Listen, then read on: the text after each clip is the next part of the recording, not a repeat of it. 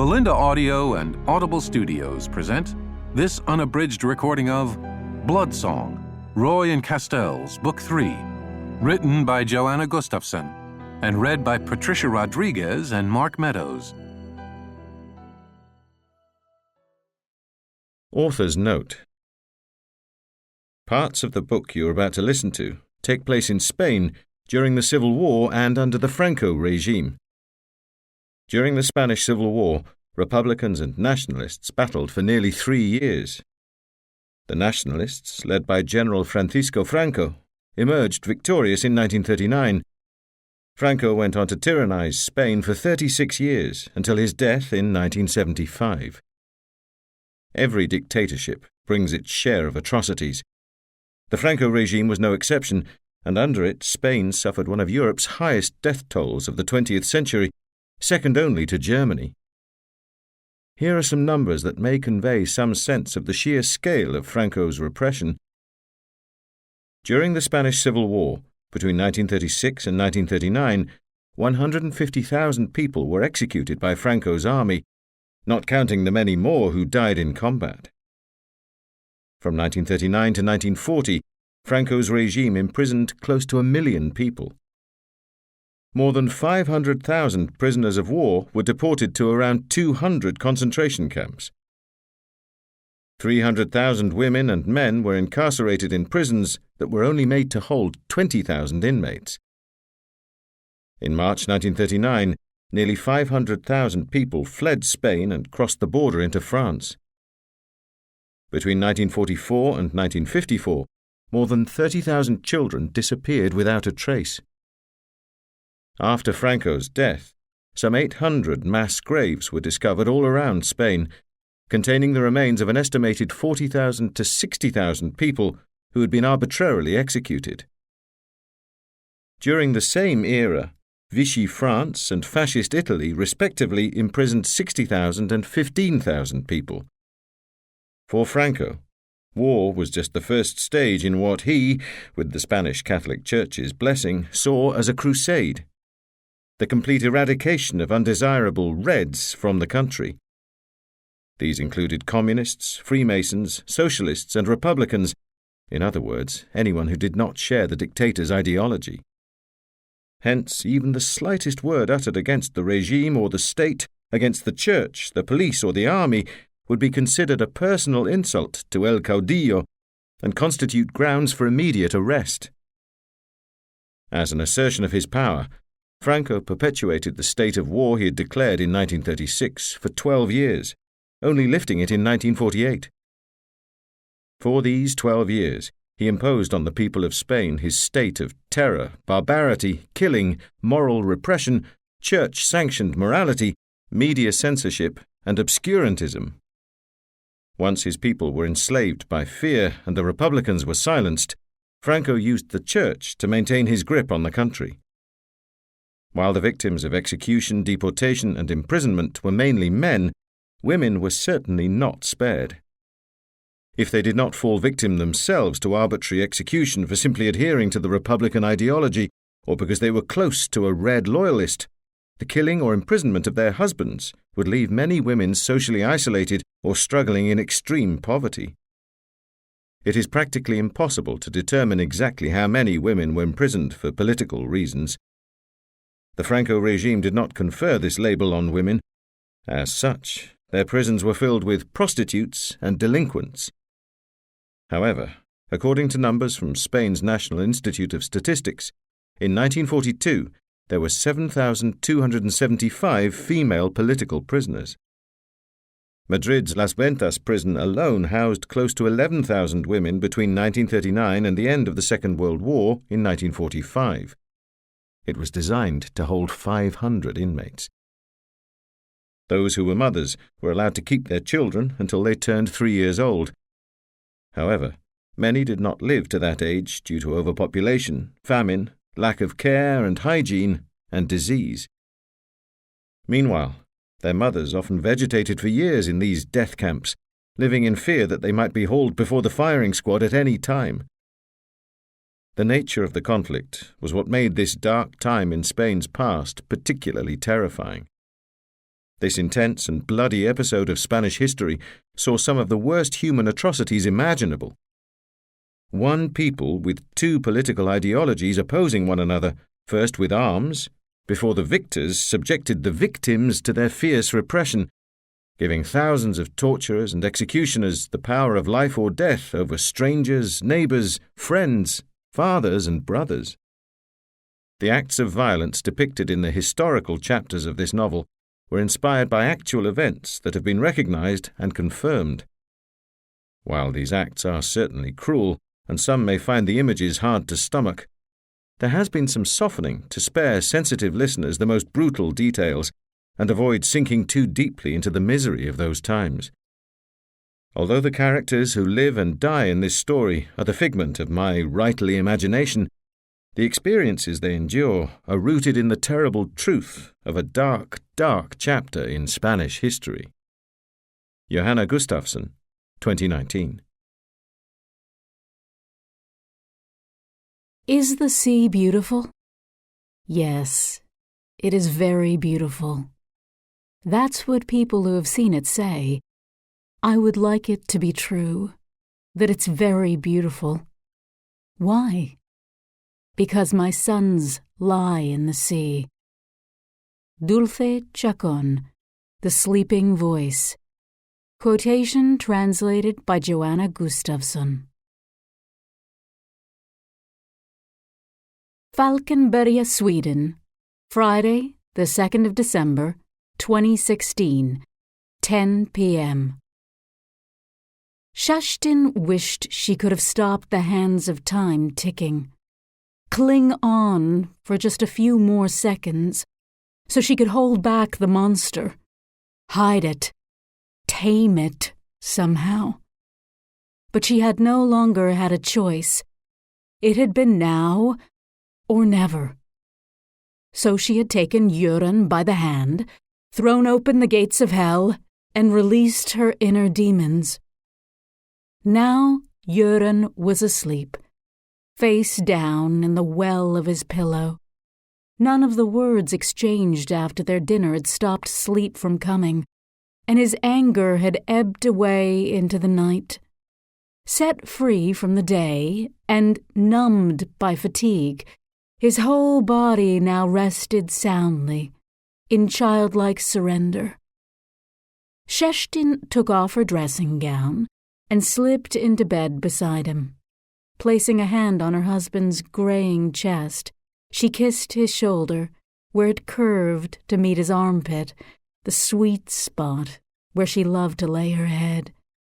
She wished she could slide her thigh across Göran's legs and quiver at the touch of the soft hairs and hard muscles.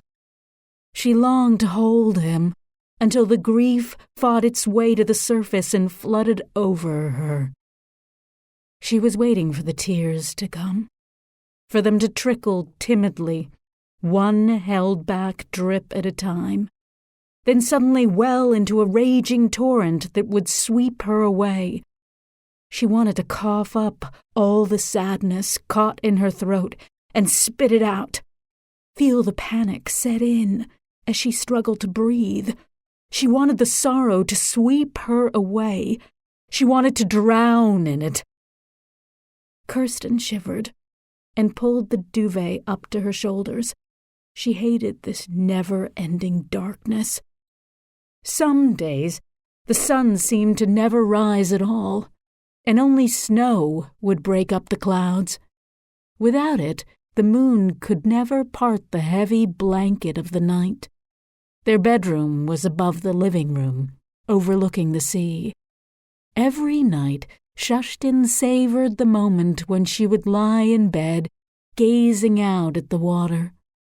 But the sea was never more resplendent than when it shimmered in the summertime.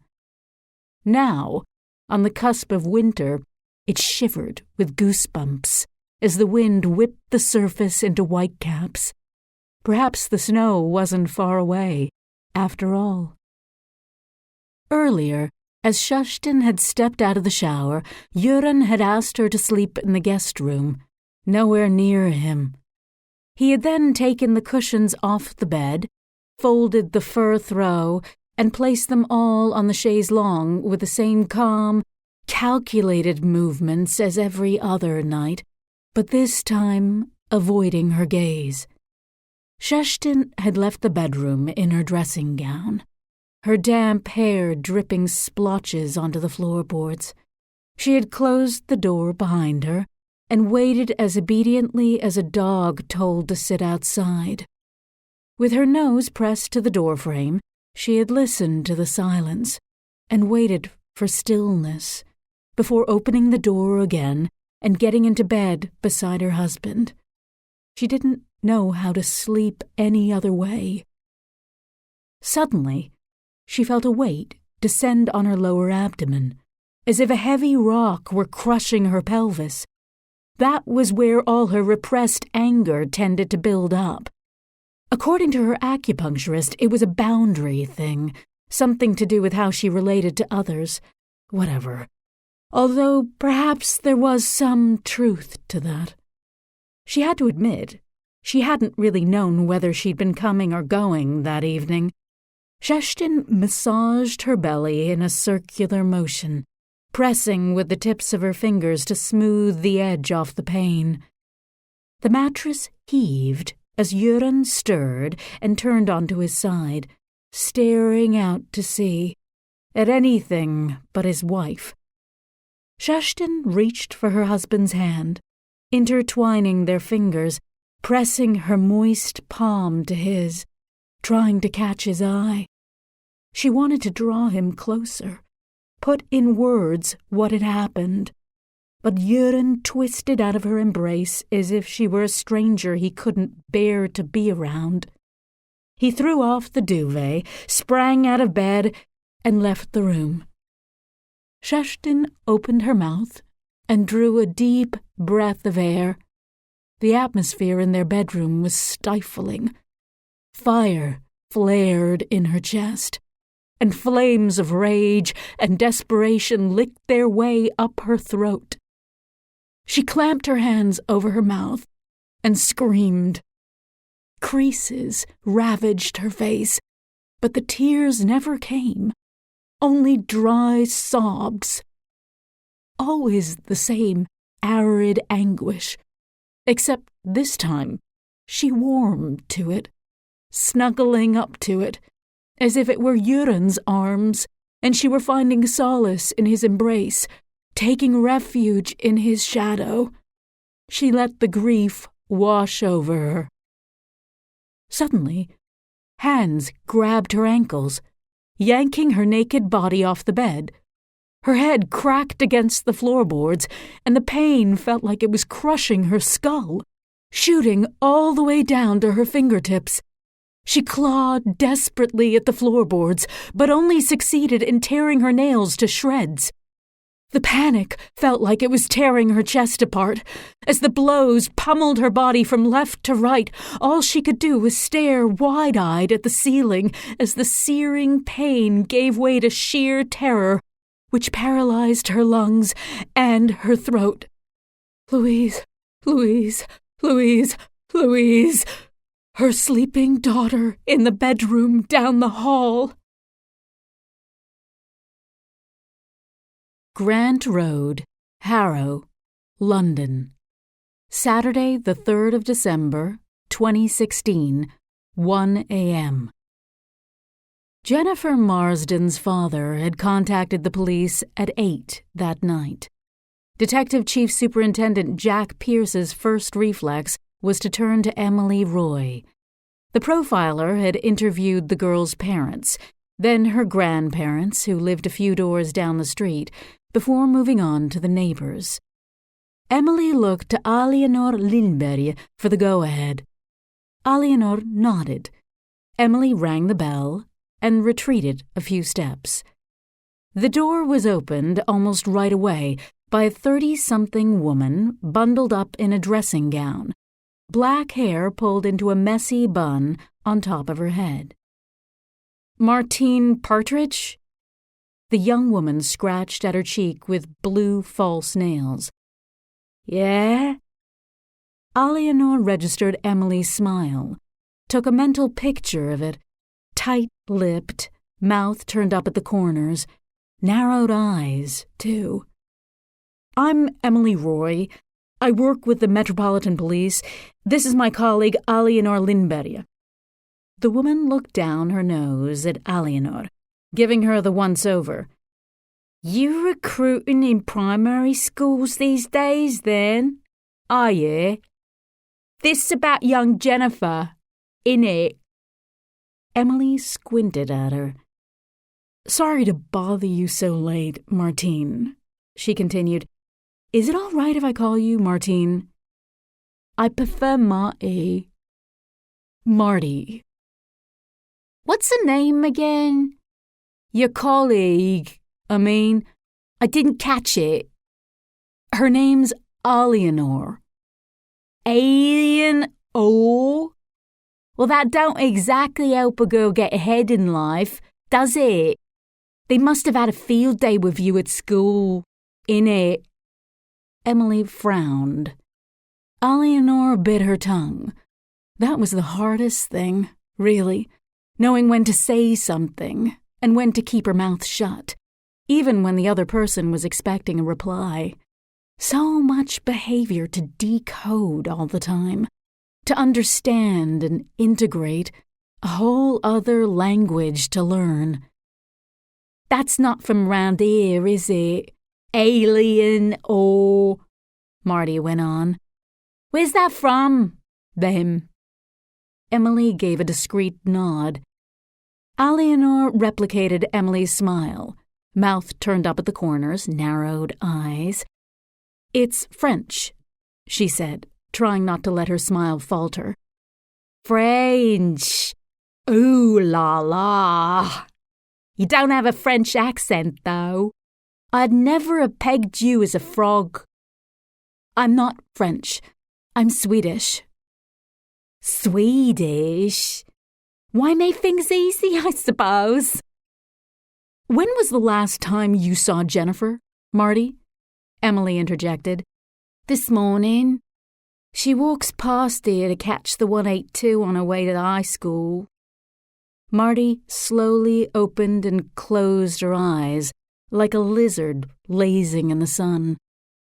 Emily let the silence percolate between them for a moment. "Would you mind if we continued our conversation inside?" she suddenly ventured. Marty's eyes zeroed in on her sharp nails. She traced an index finger around the edges. "Jones. My Jones needs his rest." "Jones? Is he your husband, Marty?"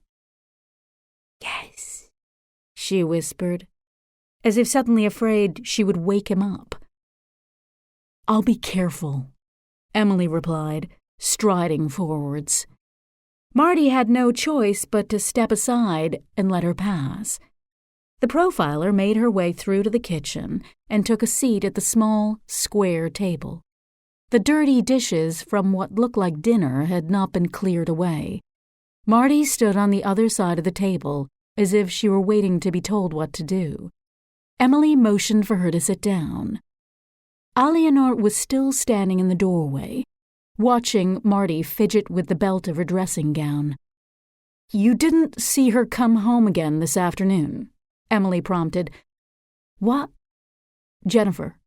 You didn't see her coming home from school this afternoon?" "No."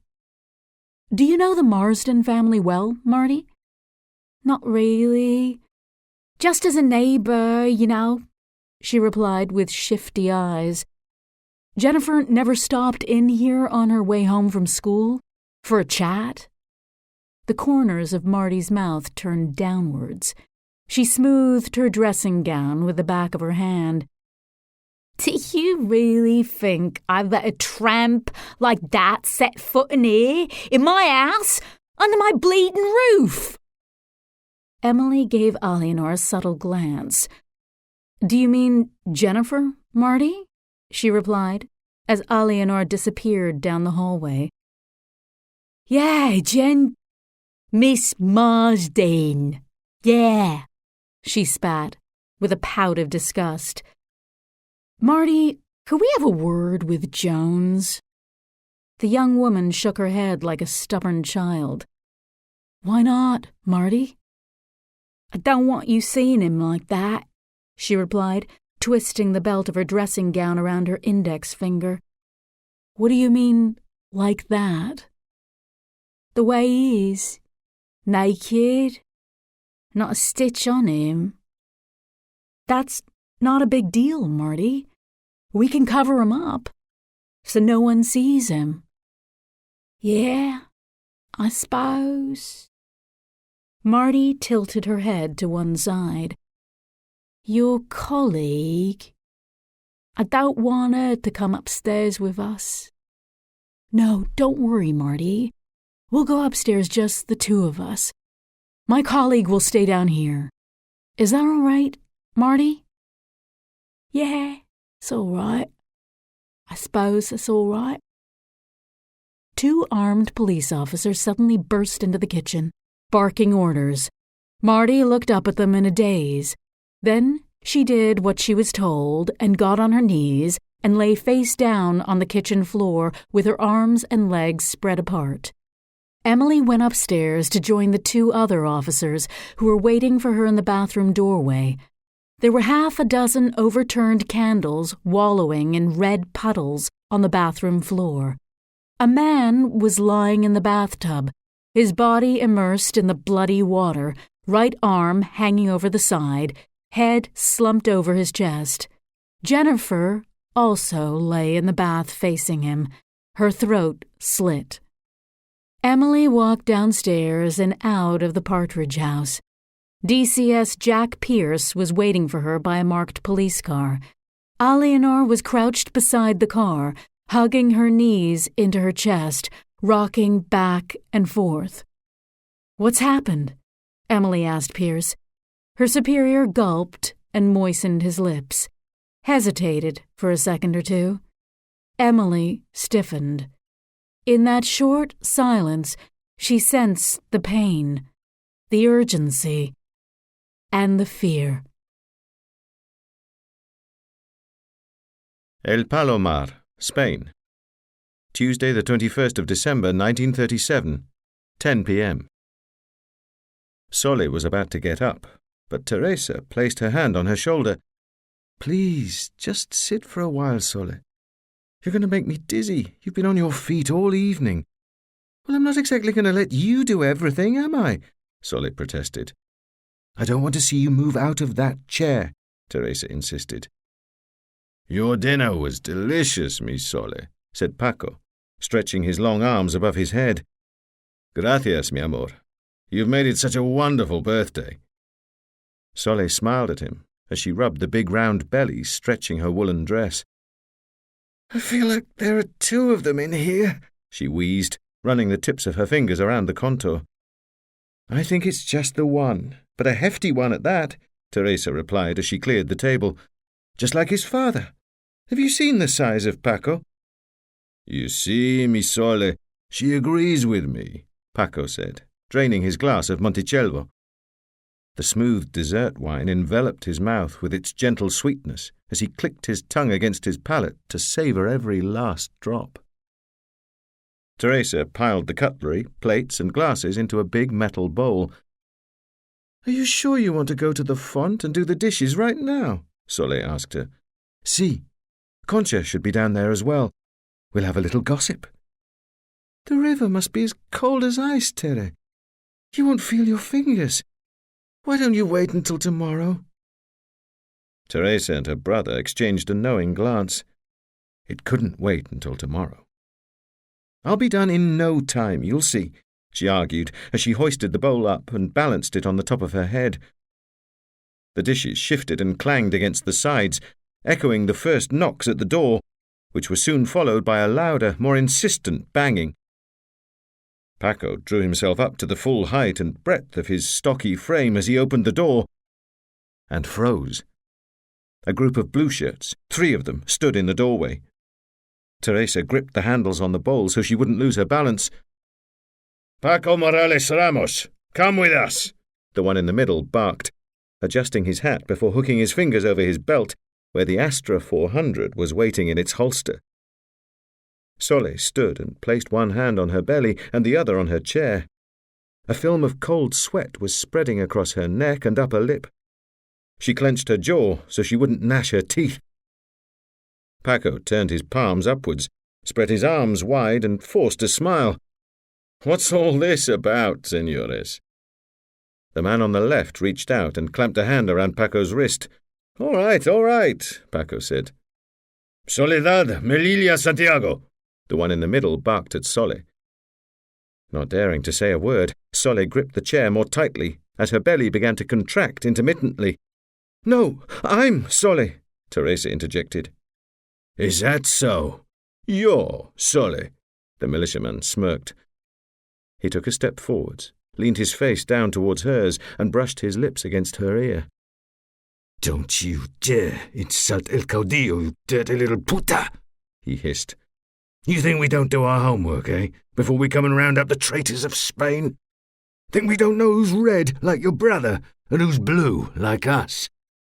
Do you think we don't know that bastard of a Republican brother of yours knocked up his wife, and that your husband, Teresa Morales Campos, is with the resistance?" Teresa swallowed. "My husband died 6 months ago, senor." "Are you sure about that, Tere? That your Tomeo's been dead for 6 months?" She shivered. "Si, senor." The man nodded and straightened himself up, but kept his eyes trained on her. He tugged at his sleeves to adjust his jacket, then stepped back to join his colleagues. "Round up all 3 of them," he calmly instructed. Flask Walk, Hampstead, London, home of Emily Roy. Saturday, the 3rd of December, 2016, 4 a.m. The packet of ground coffee next to the box of English breakfast tea, the jasmine green tea on top of the plain green tea, then the thyme honey, the jar of Demerara sugar, and the 4 boxes of Anna's pepperkakor, one on top of the other. Aliénor Lindberg breathed a deep sigh of relief. Everything was organized properly in Emily's kitchen cupboard. She watched as the profiler put 3 mugs out on the worktop.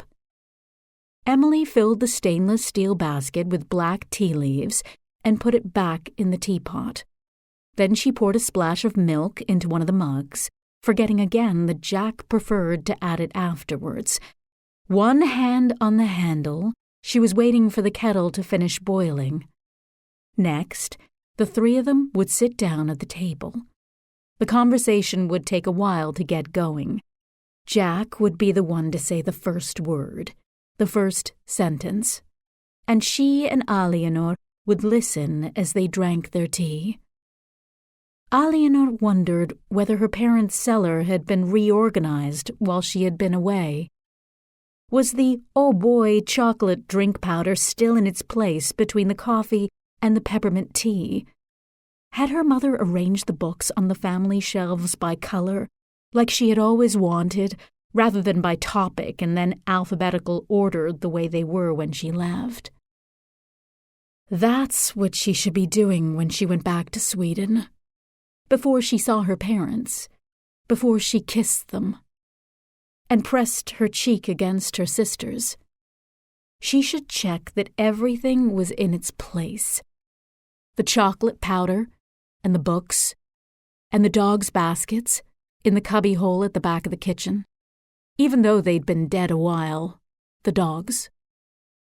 Aliénor tried to focus by running her fingers along the grooves of the vintage solid oak table.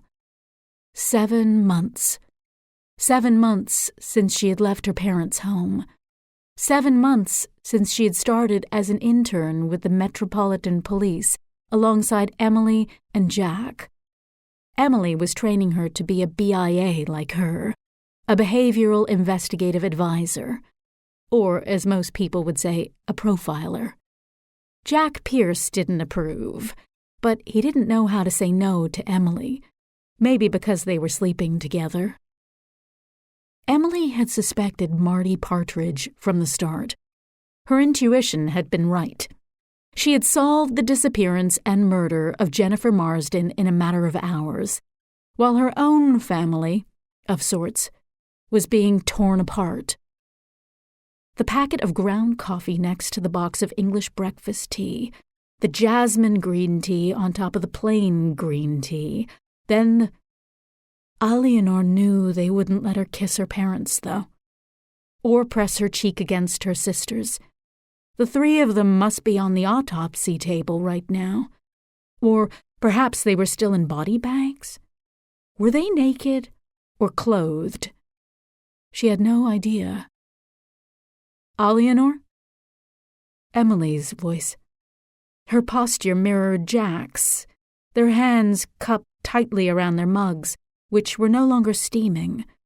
They were watching her, with a stern look in their eyes. Or concerned, perhaps. Yes, it was a look of concern. She recognized the crease above the nose, between the eyes. Yes?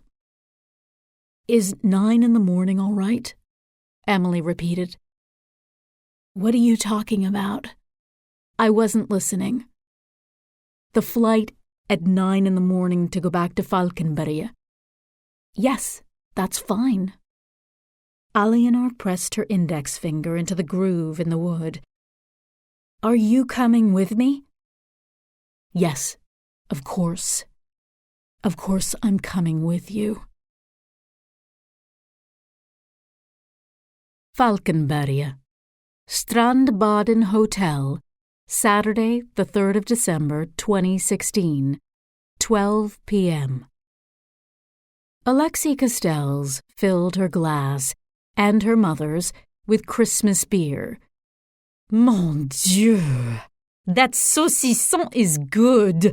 What's it made with? Mado Castells asked, licking her lips as she wolfed down her third slice. Are you sure you want to know, maman? Listen, I used to make you fritters with sheep brains when you were little, and we eat rabbit, don't we? So I'm not afraid of eating Bambi and friends. Go on. Tell me what's in there. Elk. Ta! I knew it, Madame Eklund. In 2 weeks' time, Alexis was going to become Madame Stellan Eklund, as her family liked to tease, even though they were actually doing the opposite, with Stellan taking Alexis's last name. That was all the rage in Sweden, apparently. Mr. Stellan Castells was going to be a true poster boy for multiculturalism. Alexis's father, Norbert, was over the moon that his son-in-law was to be embracing their family's Catalan heritage to the point of carving it into his family tree. Mado polished off her plate and went back for seconds to the julbord, the traditional Christmas buffet Swedish restaurants served during the festive season. They had enjoyed their relaxing mum-and-daughter date that morning at the market in Halmstad, where they had sampled some local glögg, the traditional mulled wine sprinkled with raisins and slivered almonds. Mado had splashed out on lots of candles and Christmas decorations, gleefully anticipating her husband's protests when the time came for them to pack their suitcases for the trip home. She figured they would have plenty of room, considering the kilos of Sassenage and Morbier cheese they had brought over from France for Alexis and her in-laws. It's actually quite a sweet little tradition, isn't it? Mado conceded, dipping a chunk of sausage into a dollop of Vestervik mustard. A bit like Christmas tapas, don't you think? I mean, it's not as classy as the food chez nous, but it's not bad, I suppose. Maman, can't you give the poor Swedes a proper compliment for once? Don't you think it's a bit snobby to criticize their food all the time? Me? A snob? That's a bit rich, isn't it? I used to put up posters for the Communist Party, I'll have you know. An icy gust of wind whipped the bay window. Mado flinched. The wind was toying with the sea, stirring up frothy waves that teetered their way into the shore before crashing against the jetty. "You're going to end up settling down here. I know it." Mado sounded like she was trying to come to terms with the tragedy of such a conclusion. Alexei stiffened. "Keep calm," she told herself. "Maman, you know it's easier for me to move to Sweden. I can write my books from anywhere. But Stellan's business is so Scandinavian, it'd be impossible for him to work from London. The company he runs with Lena is here, not there, you know that." She stroked her mother's face, and Mado nuzzled her cheek into her daughter's palm. "I get that it's more complicated for you to travel to Falkenberg," Alexei carried on, "but you have always said London was too sprawling and intimidating for you. Falkenberg is much more of a human-sized town." Mado wriggled free of her daughter's embrace. "Well, yes, I suppose it is. But still, it's going to be a shock for you to go from a city of millions to a town of a few thousand people. It'd be one thing if you were moving to Stockholm, but Falkenberg, good heavens, they might as well bury you alive. And you know I never have the chance to get used to living somewhere before you pack up and move again." "Oh, come on, Maman, give it a rest. I've been in London more than 10 years. Alexei's patience was already wearing thin. Mentally, she was drumming her fingers on the table. "All right, then. Spit it out. Tell me what's really ruffling your feathers. Is there something about Stellan that's bothering you?" No, not at all. It's not that," Mado mumbled into her plate. Alexei suddenly had the feeling the roles were reversed. Or maybe not. Surely mothers sometimes felt the need and were within their rights to seek reassurance from their grown children. "It's the Scandinavian culture, Alexei. It's such a world away from our own. It's full of little quirks. They're unemotional, indifferent, stuck up, almost, while we Mediterraneans were spontaneous and expressive, if not a bit over the top. Every time I open my mouth, they jump out of their skin, as if I was some kind of alien. I know I'm larger than life, but they're so lukewarm, they make me want to slap them sometimes. Seriously, though, these people are bizarre. Take that cartoon with the duck, for instance. What do they call it?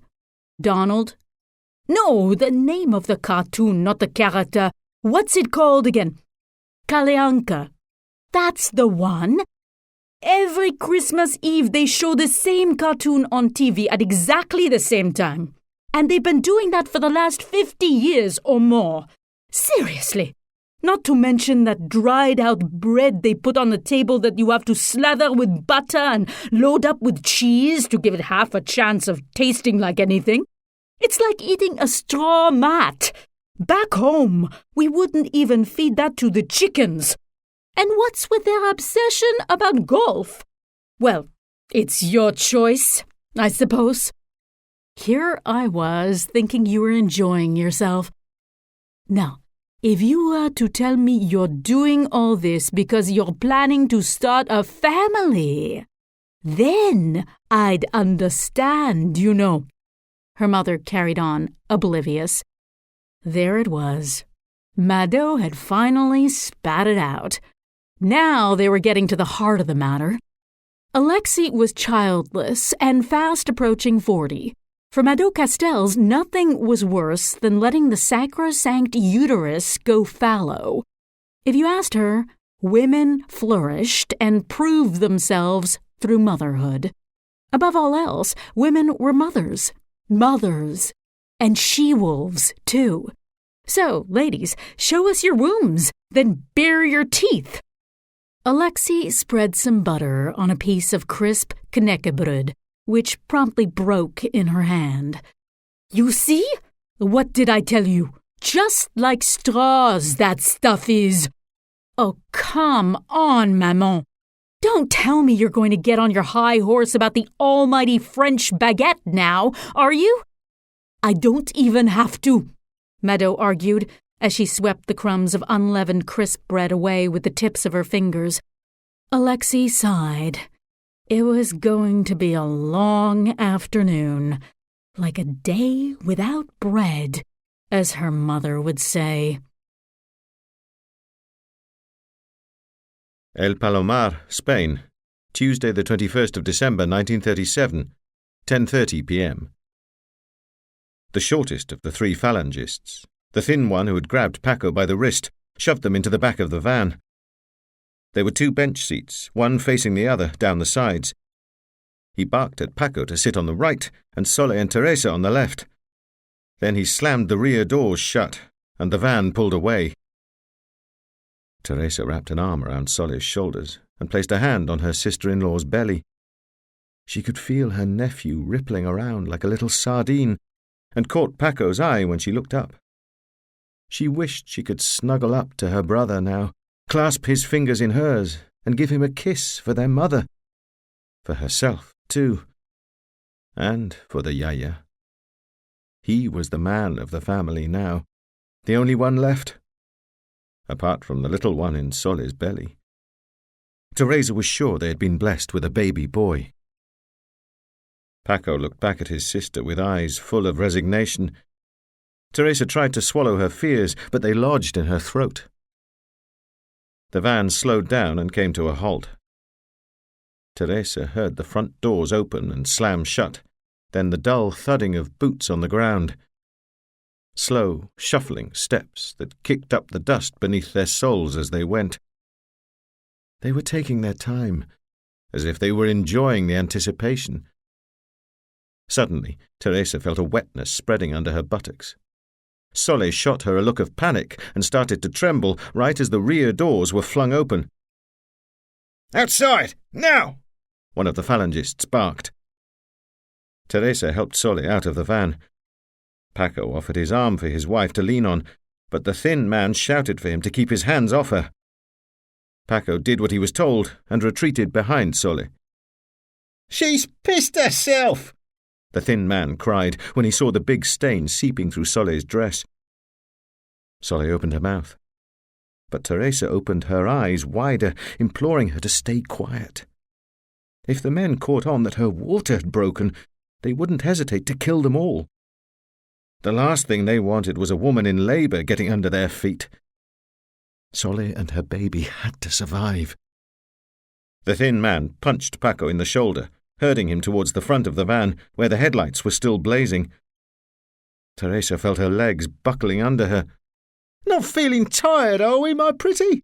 Get a move on. Sit down there next to your brother. You too, pissy pants, come on. Right there with your husband." He gave Teresa a kick in the back. She lurched forwards and got a mouthful of dirt. Struggling to straighten her wobbly legs, she managed to get back to her feet.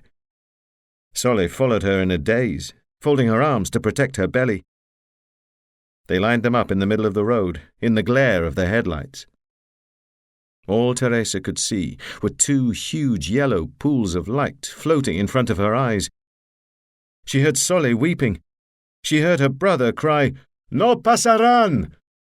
followed by an explosion, then a dull thud and a crunching sound as Paco's body crumpled to the ground in a cloud of dust and dirt.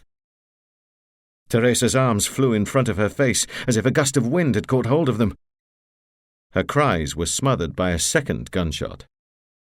Then a third shot rang out in the night.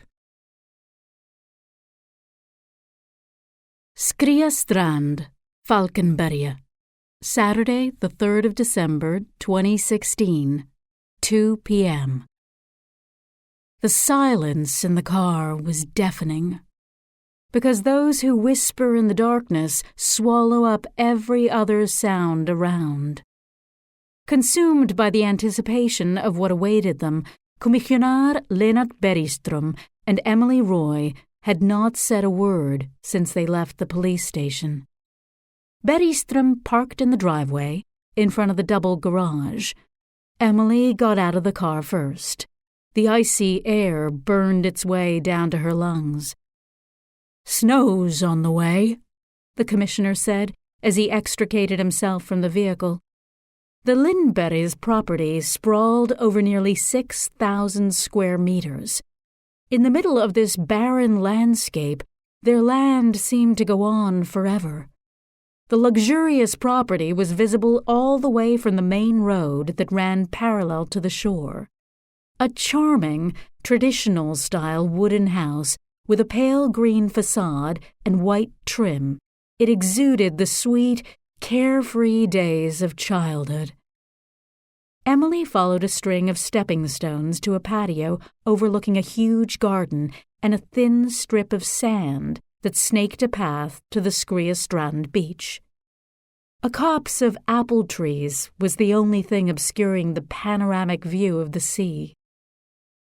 "The house used to belong to a Norwegian film director," Bergström explained, standing behind her. "Alianor's parents bought it in the 80s. Still taking in the surroundings, the profiler didn't turn around. She stayed there a few moments, watching, listening, before joining the commissioner on the doorstep. Bergström said hello to the young female police officer posted at the door and signed the register. Emily strode into the house without looking at the officer. Bergström glanced at the new recruit in apology, but she shook her head and waved her hand with a smile. Emily Roy had worked with the commissioner and his team twice already, so no one raised an eyebrow anymore at her quirks. Bergström followed Emily inside and closed the door behind him. He had been the first on the scene the night before. It was only last night, he thought. Barely a few hours had elapsed since they had combed the scene where Alianor's family had been massacred. The expansive Lindberg residence had been invaded by a colony of white protective suits, all buzzing around, doing their jobs in an apparent sense of chaos that belied a meticulously organized operation. A hive of activity, run by Björn Holm, the head of the SKL, the crime scene unit. His worker bees had just left with 3 bodies in tow. Bergström remembered the silence that reigned over operations like these, a silence just as laden with fear as the one that had hung over him and Emily in the car earlier. Death commanded deference, however often it crossed your path. He glanced over to Emily. She seemed not to feel the presence of the Grim Reaper. Either that, or she had learned to live with it. Emily's petite frame projected an intimidating aura of toughness and strength. She had pulled her hair into a ponytail and was standing, sure of herself, in the middle of the hallway, scoping out the territory like a cat eyeing up its prey. To her right was a double living room that opened onto the patio. To her left, a dining room led through to a vast North American-style kitchen. Straight ahead, she saw a giant bow window with a sweeping view of the sea. To the right of the window was a steep staircase leading to the first floor. Emily turned to look at Bergström. He answered her silent question with a nod of his chin towards the living room.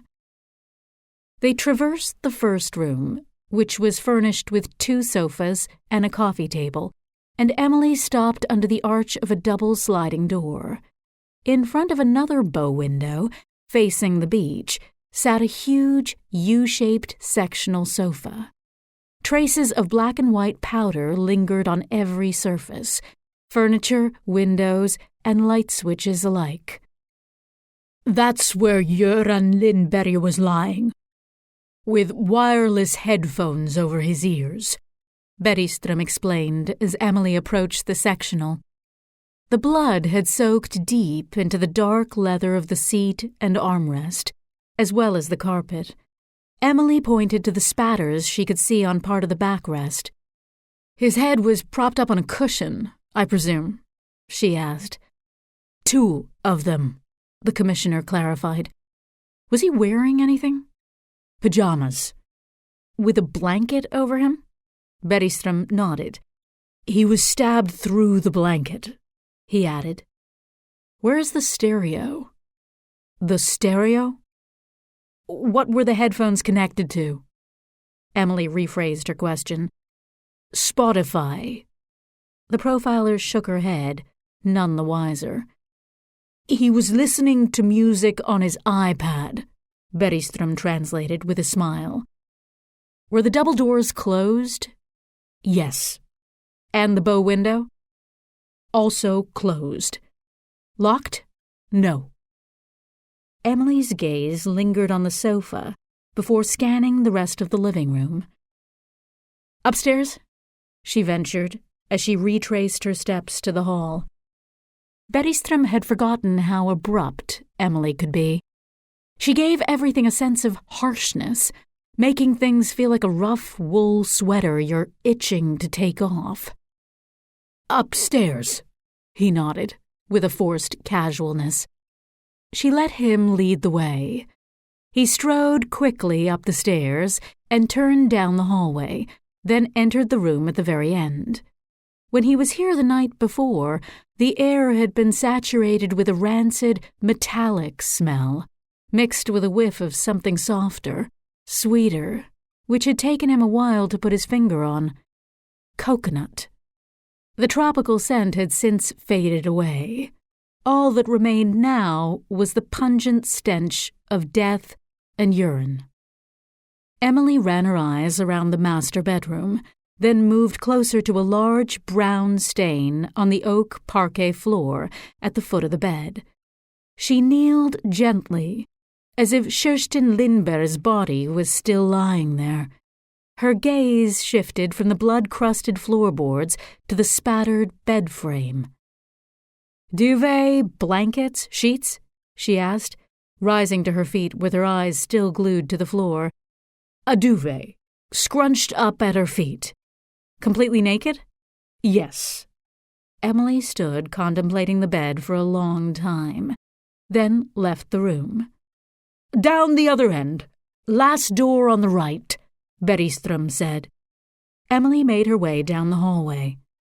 Bergström kept his distance while she took in the blood-soaked mattress, the bare walls, the objects neatly lined up on the desk, and the books on the two shelf units, all organized by topic and alphabetical order. The profiler turned to look at him, her mouth agape. Bergström nodded. Louise Lindberg had been killed in Aliénor's bedroom. Falkenberga Police Station, Saturday, the 3rd of December, 2016, 3 p.m. Christian Olofsson downed his espresso in one mouthful and strode across the open-plan office. He hadn't slept the night before. He had showered, thank goodness, in the changing room at the station no one ever used. He had never set foot in there before, much to his regret, as the place was smart, stylishly decorated, and clean as a whistle. The previous night, Commissioner Bergström's call had torn him from Mona's arms, so to speak. When his mobile vibrated in his jeans pocket, she was lying in bed, waiting for him, with a glint in her eye, twirling her thong in one hand as her firm breasts spilled out over the seams of her bra. There had been no time, not even for the tiniest little taste of her, before Olofsson had had to pull himself away, quaking in his boxers at the sight of her. But as soon as he had arrived at the Lindbergs, all visions of the sublime Mona evaporated from his mind. Aliénor had lived here, of all places. Google, as he liked to call her, even if it was just to get her innocent little back up. He knew the place. He drove past it every week on his way to hockey practice, and he always noticed it from the road. Never would he have imagined that Google had grown up there. Now, Olafsson entered the interview room. A woman who must have been in her 50s with long legs and a haughty air sat waiting at the steel table with her large handbag on her lap, as if anywhere else was far too dirty for her to put it. "Yarda Vankard?" the detective asked. "Yes." Bloody hell, Olafsson thought. Rich people's housekeepers. Well, housekeepers, full stop, really do end up looking like their employers. Just like dogs take after their owners. "Hello, Yarda. Detective Olafsson." She nodded in greeting. "I'd like to go over the timeline of the evening with you," he explained, taking a seat. "Yes, of course, I'll ask the questions, okay? It's simpler that way. You don't mind if I record our conversation, do you?"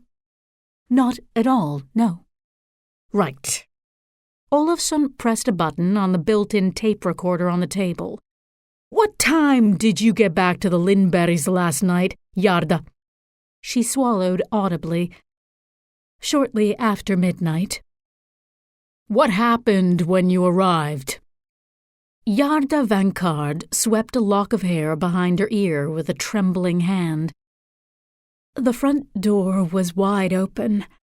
I thought that was strange, and I started to worry. All the lights were on in the living room. Anyway, I went in and I closed the door behind me, and when I went into the living room to turn the lights off, that's when Göran... My God." Yarda closed her eyes and bit her lower lip in an attempt to calm her shaking. "Take your time," Olafsson coaxed. "Would you like a glass of water?" She shook her head and wiped tears from her eyes with the back of her hand. "I ran upstairs to Louise's old bedroom. She was home for the weekend, but her bed was still made. So I ran over to Shushton and Göran's bedroom and—" The rest of her sentence tailed off and gave way to her sobbing. Her body was shaking like a leaf. She bowed her head and gave up fighting the tears. Her handbag slipped off her knee. She picked it straight up again, laid it flat on her lap, and started to fiddle distractedly with the leather flap. Olafsson stared at the embossed double G logo. "I went straight back downstairs and called the police," she continued. "The inspector was there 10 minutes later." "Do you mean Commissioner Bergström?" "Yes, I do apologize. Commissioner Bergström." "Nothing else jumped out at you? Nothing was missing or in the wrong place? Nothing out of the ordinary?" "I don't know. I didn't really pay much attention, what with—" Yarda looked at Olafsson as if she had finished her sentence. The detective waited a few seconds before leading with a new question. "How long have you been working for the Lindbergs?" 26 years. Olafsson tried to hide his surprise. 26 years cleaning up other people's shit. Jeez, the stuff that floated some people's boats. That said, she could obviously afford to buy a bag that must have cost 30,000 kronor, so maybe that was motivation enough. "I saw their 3 children grow up." Her lips started to quiver. "Where is your room?" Olafsson asked, changing the subject to avert another wave of tears. "On the 2nd floor," she sniffled. "I live in the attic." "I see. There's a separate entrance so you can come and go without going through the house, isn't there? Via a spiral staircase, if I'm not mistaken." "Yes." Did you lock the door to your room? Obviously. The door to the inside of the house, too. I always lock them both, especially as the outside door is hard to close properly. Believe me, I'm not likely to forget it. What are your usual working hours? Since Alienor went to live in England, I've been doing a few hours less. Now I work about 5 hours a day, Monday to Friday, depending on the Lindberg's commitments and my partner Nicole's schedule. Her partner Nicole. She was full of surprises, this housekeeper. And I spend weekends at Nicole's place in Varberg. What happened last night, then? Why weren't you with your partner? He struggled to ask, as the image of Mona floated through his mind. All this lesbian stuff with Nicole had thrown him completely off his train of thought. Her daughter gave birth to her first baby 3 weeks early, so Nicole went off to the maternity ward, and I wasn't welcome, so I went home to my place. My place. Olofsson felt like reminding her it wasn't her place. It was the Lindbergs' home. What time did you leave the Lindbergs on Friday? At 1 in the afternoon. Were the Lindbergs home? No. They came home just before 5. I know because Kerstin called and asked me if I was still there, because she had forgotten her keys. She had to wait until Göran got home from the supermarket with the groceries. Did Louise make a habit of sleeping in Alienor's room? Yarda frowned. Louise and... No, not at all. Louise was in Alienor's room? Oh, my God. The words were painful for her to swallow. Do you know anyone who might have had a falling out with the Lindbergs? Yarda shook her head vigorously. Even if it might seem a bit blown out of proportion, perhaps a disagreement between neighbors, a family feud, any infidelity? Nothing that could ever explain all that. Yarda lowered her eyes to the scaly skin on her fingers. Clasping her hands, she played with her thumbs, crossing them back and forth. But Carina Isaksson would know, she blurted suddenly, just as Olofsson was about to ask if he could join in her game of rock, paper, scissors. Carina is our neighbor and a great family friend of the Lindbergs. I go over to hers twice a week to do housework, ever since her housekeeper dislocated her shoulder. I'm sure she'll be able to help you, Detective. El Palomar, Spain, Tuesday the 21st of December 1937, 11:30 p.m. The first bullet killed Paco. The second blew Sole's face off. The third finished off their son. Teresa stuffed her fist into her mouth and bit until it bled. "You can sit down now, Teresa," she heard someone say. She let herself crumple to the ground, where her body shook with waves of deep, uncontrollable tears. She didn't dare reach out and touch the lifeless leg of her brother by her side, nor the curly hair that cascaded over Sole's dead shoulders and across the gravel. "See what we do to the wives of traitors, eh, Terry?" the thin phalangist mocked as he kneeled beside Sole's body, lifting her flowered dress over her pregnant belly, and pulled a knife from his belt. Teresa screamed and buried her face in her hands. "Hey-ho! Look over here, Chiquita!" The thin man brandished the knife and pressed it to her temple, forcing her to watch what he was about to do to her sister-in-law. Teresa blinked away the tears and did what she was told. The thin man planted the knife deep into the flesh above Sole's hip bone, then slowly drew the blade in a semicircle below her belly button, all the way across to the other hip bone. Teresa squeezed her eyes closed, but she could still hear. She tried not to think about what the sticky, squelching sounds, followed by the dull thud of something hitting the ground, surely meant. She tried to think about her Tomeo's voice and the touch of his calloused hands on her skin. "Hey-ho, Chiquita! It ain't siesta time yet," the man growled, pulling out his gun and tapping the barrel against her cheek.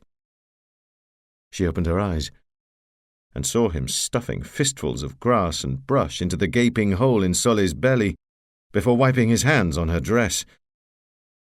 Then he took the knife and ripped the bloody garment in half, from the waist up to the neck. He tore Sole's dress off her, yanked her to one side, and unhooked her bra. Then he shoved her over onto her front, skin crunching on gravel, her right arm now crushing her bare breasts against her. He turned to the other phalangists and knotted Sole's bra around his head like a trophy. Then he stuck his tongue out and started panting like a dog as he bounded over and around the bodies on the ground. The bodies of Sole, Paco, and their baby.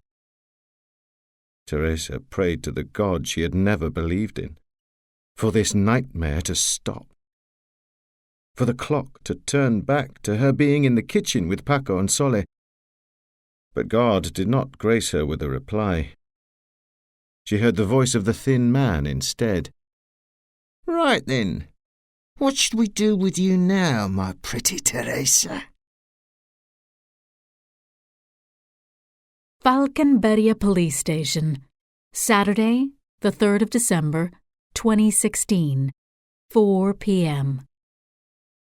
It's like we're all sitting down to dinner, Aliénor thought.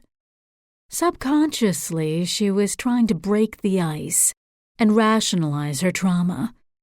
Well, Bergström, Olofsson, and Emily were all seated around the interview table, she thought. The commissioner had suggested the conference room, but Aliénor had refused.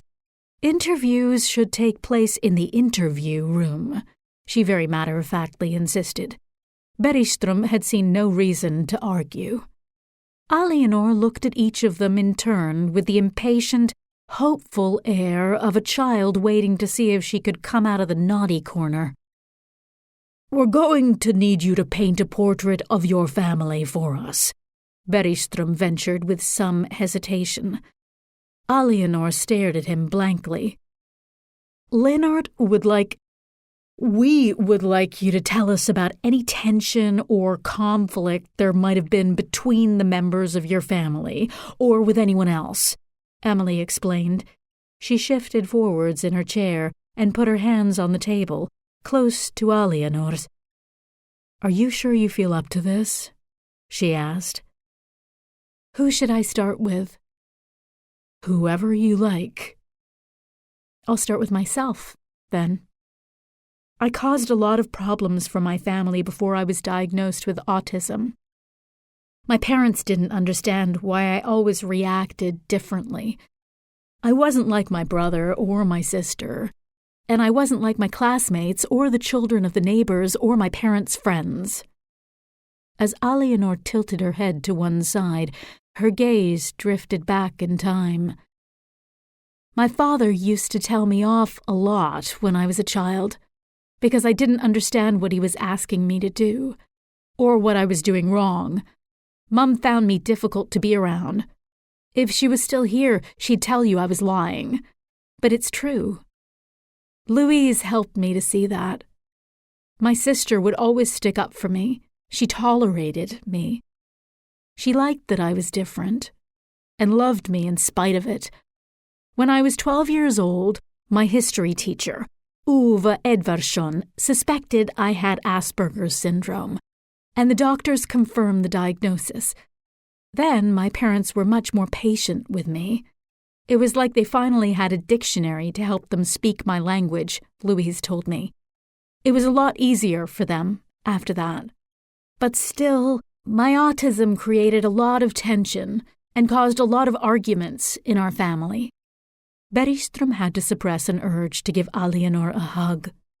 She was in her late 20s, but looked like she was only going on 16, with her virginal face devoid of makeup, eyes full of questions, and sensible half-ponytail.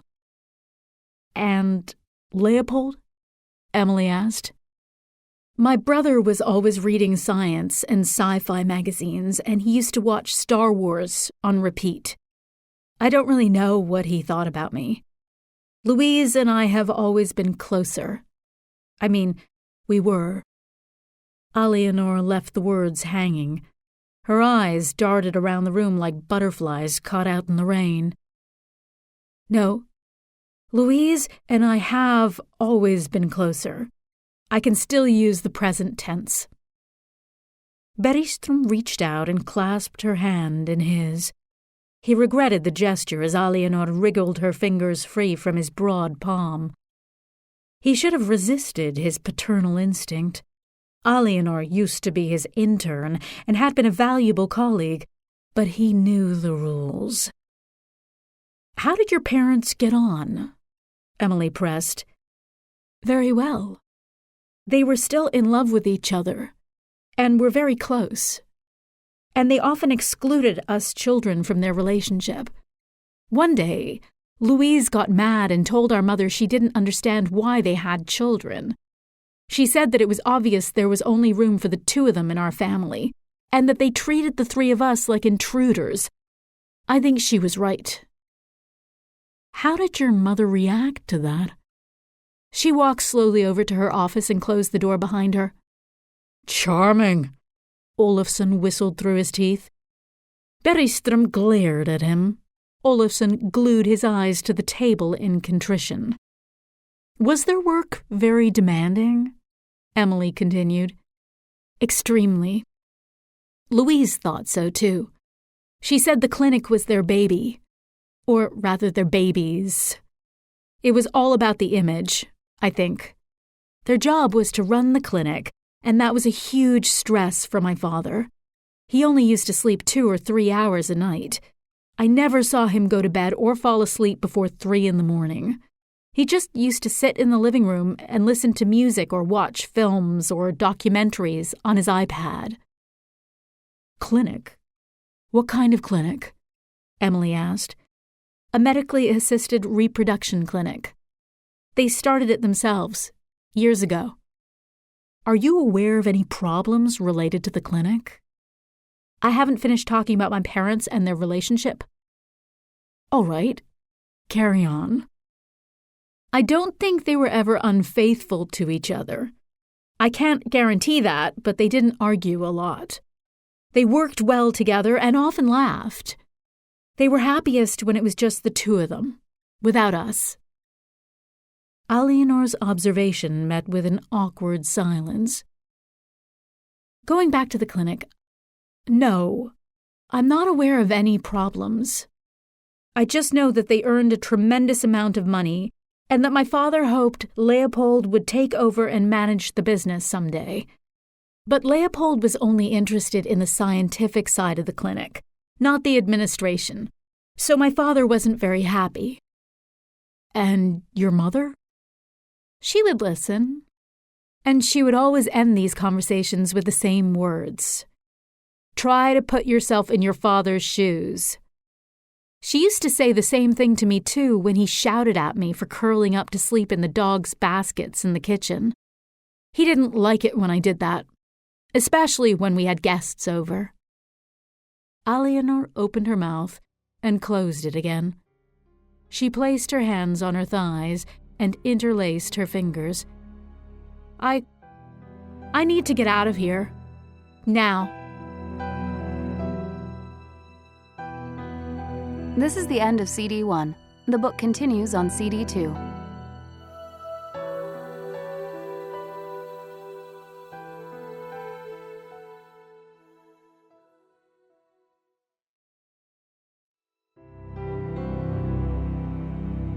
CD 2.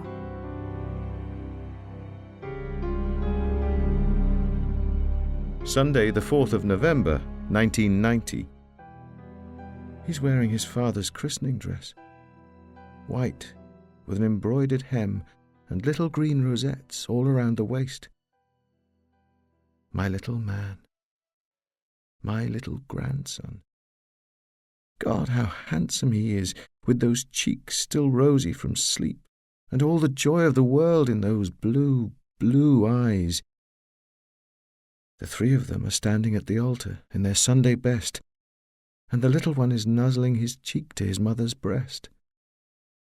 He sees us with Nino and waves his chubby arm. My heart melts with joy. I squeeze Nino's hand. God, how happy this tiny little man has made us. I had always heard about the joy of becoming a grandmother, about a different, detached kind of love, free from duties and obligations, a love that was all about the simple pleasures.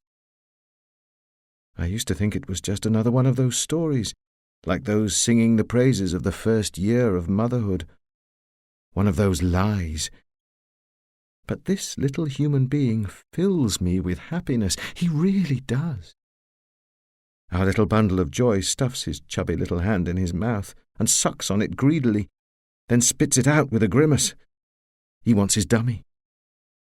He starts crying, and my daughter rocks him, all in a fluster, like any first-time parent. A chorus of embarrassed shushing ensues. Then our little cherub notices the priest. He's walking down the centre aisle, followed by two choir boys, and waving the thurible in front of him, bathing their path in solemnity. My little cherub squirms and wriggles his way out of his mother's arms, trying to grab at the smoke that's billowing from the holy incense burner. But it's the priest's stole he latches onto.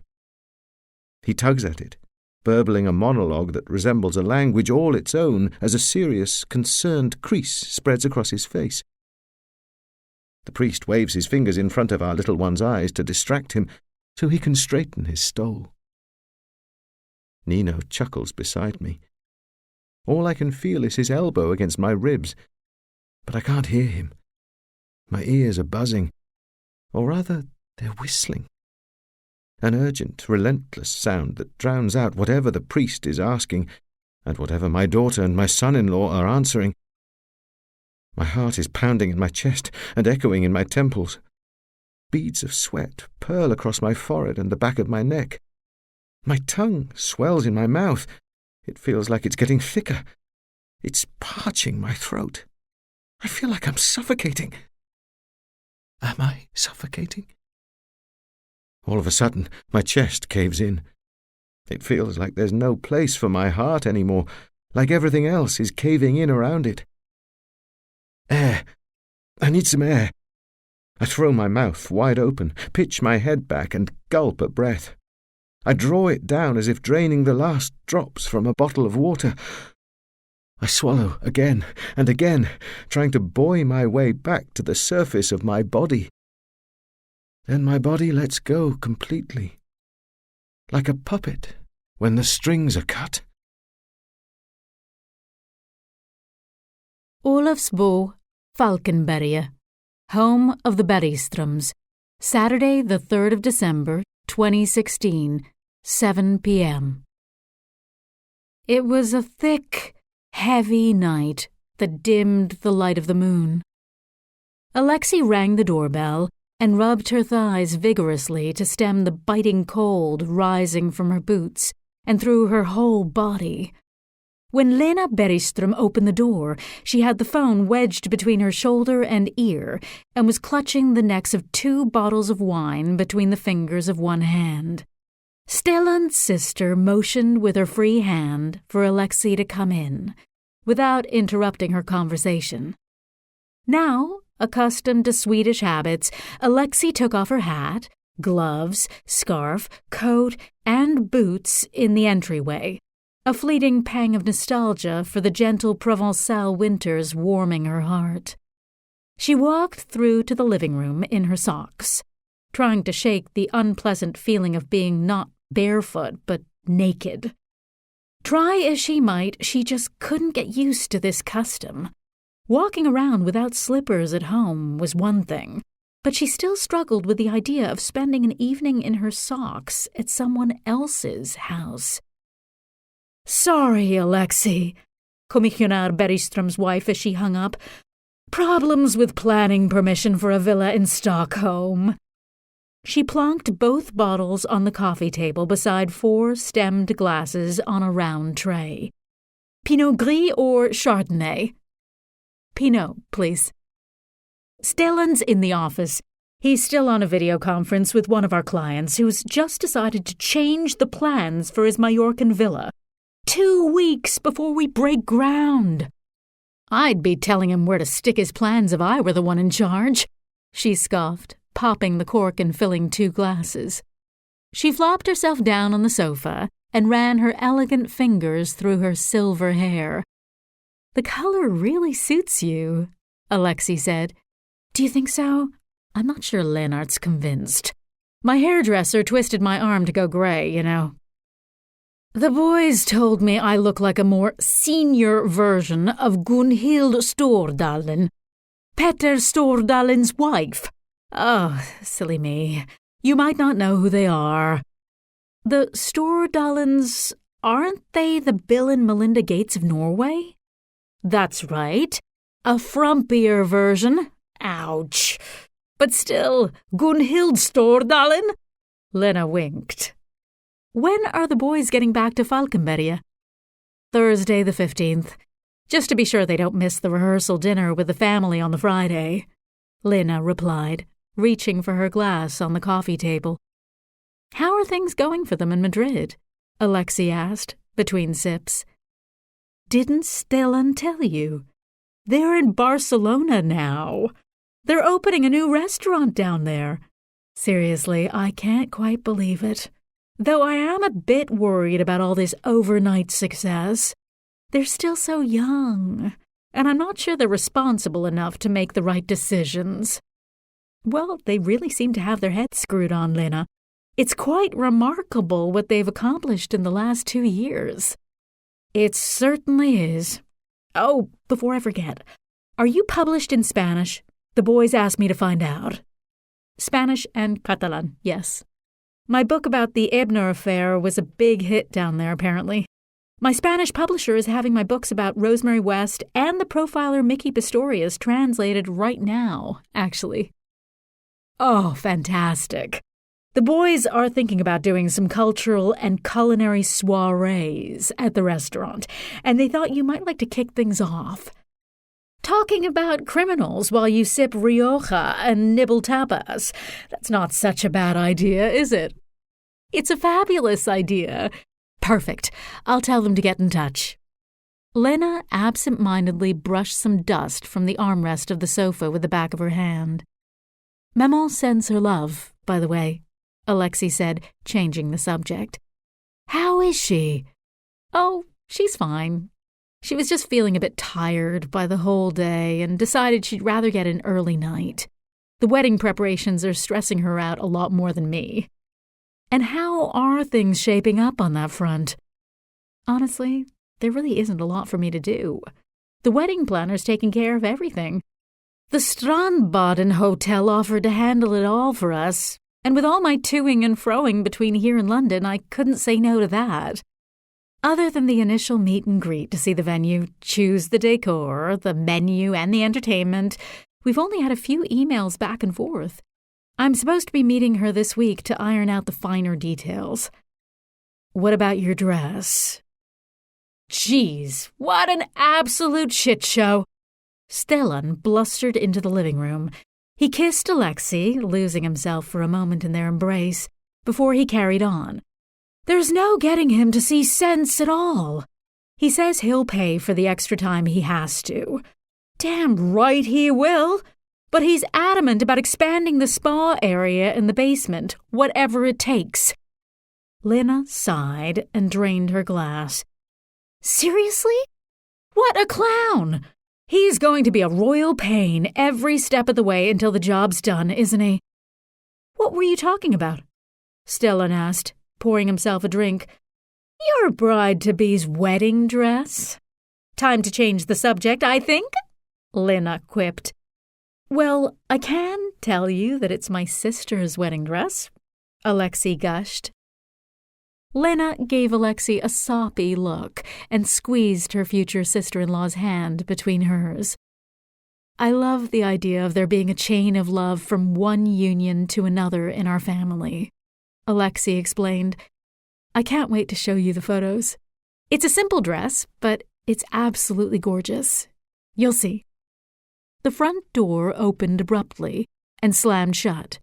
Seconds later, Lennart Bergström appeared in the living room and nodded a weary hey all around. His shoulders were hunched from fatigue, and his downcast eyes and mouth looked like they'd snagged on a fisherman's hook.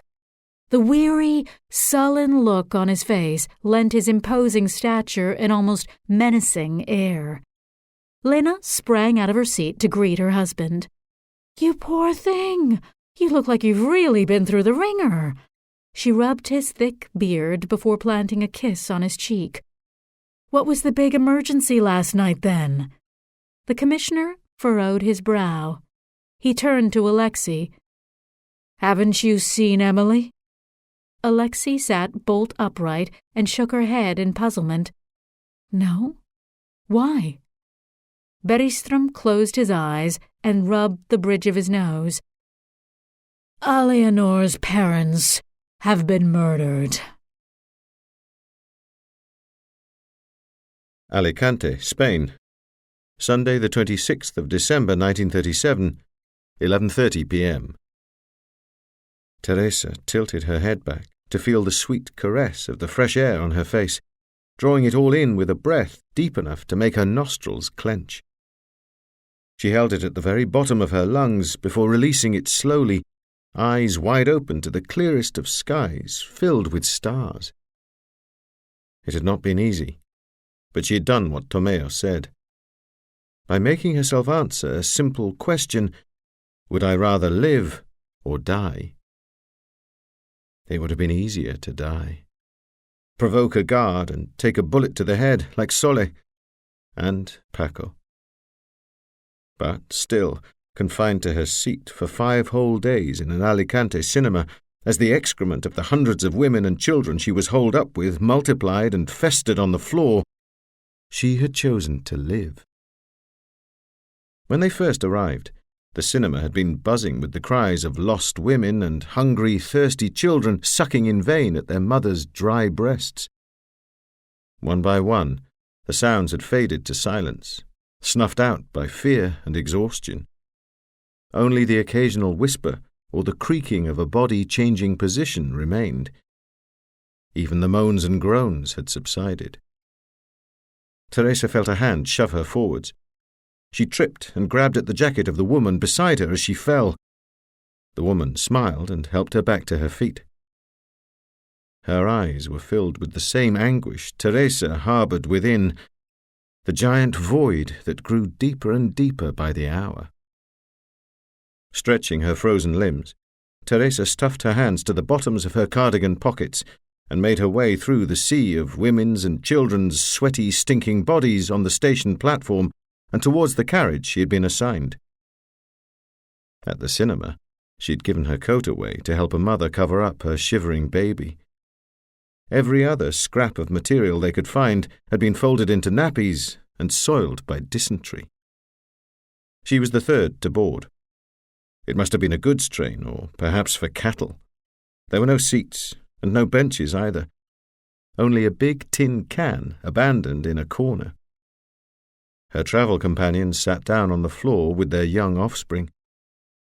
One was rocking the baby at her breast as the other stroked the forehead of her daughter, whose thirst had cracked her lips until they bled. These mothers were far from singing with joy. Instead, they huddled in silence.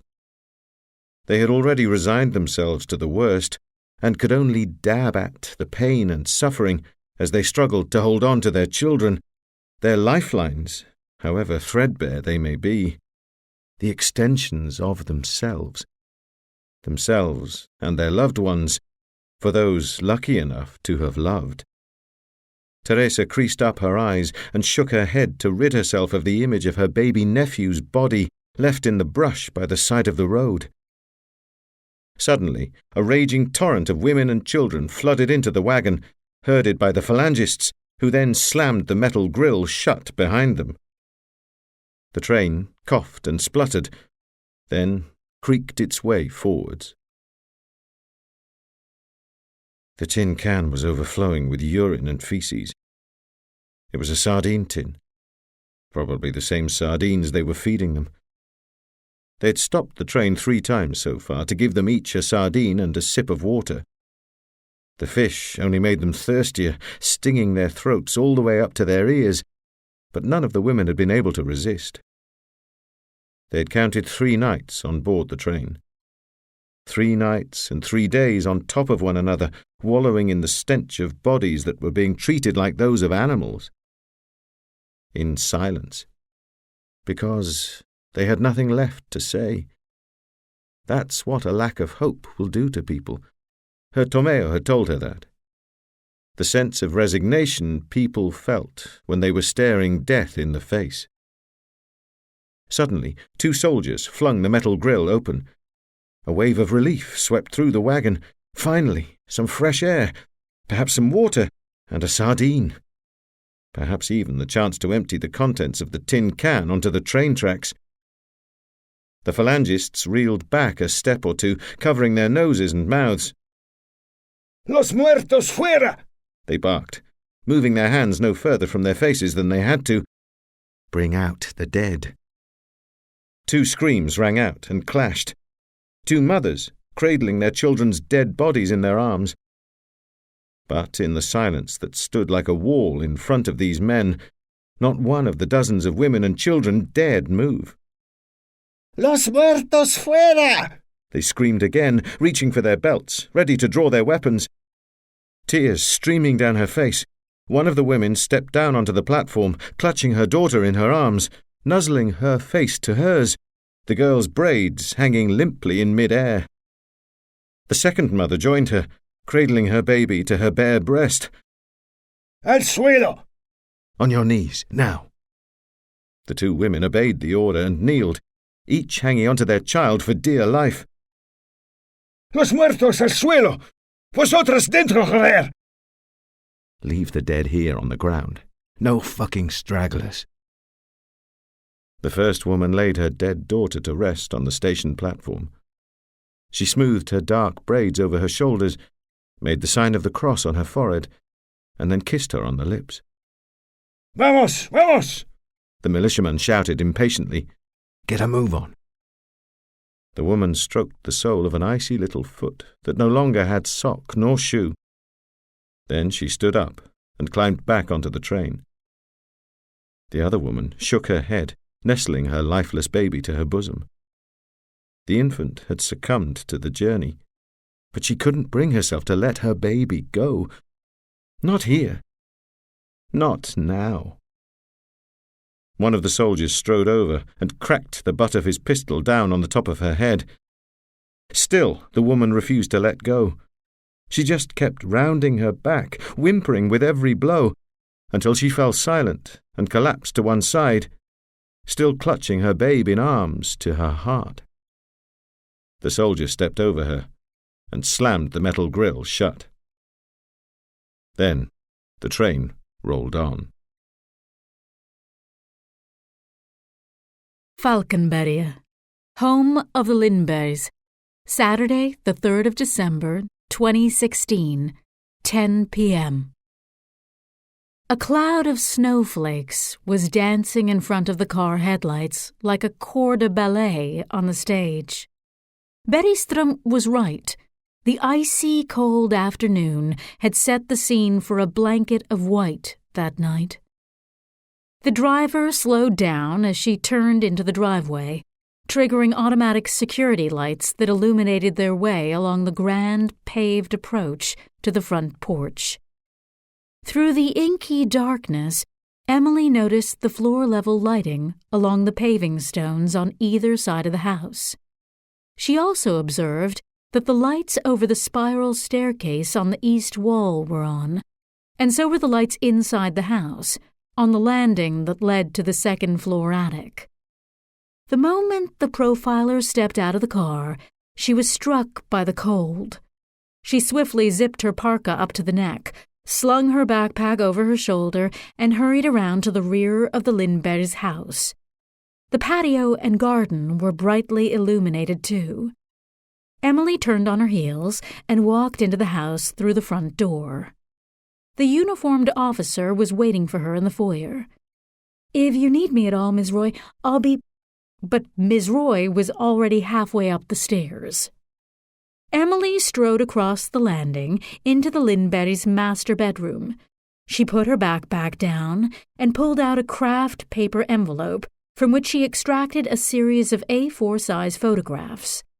Those depicting the murder of Alianor's mother she spread out on the mattress. Sheshtin's naked body had been found at the end of the bed, stabbed in the chest multiple times, and her tongue had been cut out. One photo showed how the blood had oozed from Sheshtin's lips, down her chin, and pooled in the gooey mess that remained of her chest. Another showed a wound on the back of her head, which Emily suspected was connected to the blood stain she could see on the bed frame. Emily turned her focus to the 3 photographs of the mattress. The first showed a fitted sheet that had been pulled down towards the end of the bed. The corners had slipped off the mattress and folded in on themselves. The second was a close-up of a crumpled pillow in the middle of the mattress, and the third showed another pillow, teetering on the edge of the bed as if Sheshtin had grabbed it during her fall. Emily stood at the foot of the bed with her back to the window facing out to sea, and her boots almost touching the large aureole of dried blood on the floorboards. She figured the killer must have dragged Sheshtin onto the floor by her feet or ankles, over the end of the bed. The injury to the back of her head perhaps a result of it hitting the bed frame. That would explain the blood stain. Once she was on the floor, unconscious, Sheshtin had been stabbed about a dozen times, judging by the wounds visible on the photos. Her tongue must have been removed afterwards. Sheshtin's petite frame, which was at most 1 meter and 60 centimeters and weighed only 50 kilos, lent credibility to that scenario. Emily slung her backpack over her shoulder again, poked her head into the ensuite bathroom, and took a quick look behind the door before leaving the master suite, envelope and photographs in hand. Scanning the floor as she moved down the hallway, she observed a few droplets of blood along the skirting boards, which she presumed had dripped from the knife or the killer's clothes. Then she went into Alianor's bedroom. The proportions of the room were generous, to say the least, and it opened onto a balcony deep enough to hold a small table and 2 chairs. Emily opened the sliding door and stepped outside to find herself caught in a flurry of billowy snowflakes, which brushed her cheeks and caught in her hair and eyelashes. She leaned over the railing, observed the surroundings for a moment, then went back into the bedroom and perched on the edge of the bed. From where she was sitting, the balcony and wooden railing were barely visible against the dark sky. Emily picked up a few photographs and scrutinized them. Unlike her mother, Louise had not been naked. She had been wearing pajamas and socks. Her body had been found on the bed, arms outstretched, with a duvet pulled over her bloody torso. The killer had subjected Louise to an even greater degree of violence, dealing her a vicious blow to her left temple, then stabbing her about 20 times in the chest before cutting off her tongue, too. One of the photographs showed a close-up of the right side of her scalp, where a clump of hair was missing, and another showed some strands mixed with blood residue on the headboard. This probably meant that Louise had been sitting on the edge of the bed, looking out to the balcony, leaning against the pillow with her back to the door, like Emily was now. The killer must have grabbed her by the hair and slammed her head against the bed frame before attacking her with the knife. Emily left the bedroom and went downstairs, observing that there were no traces of blood visible to the naked eye along the way.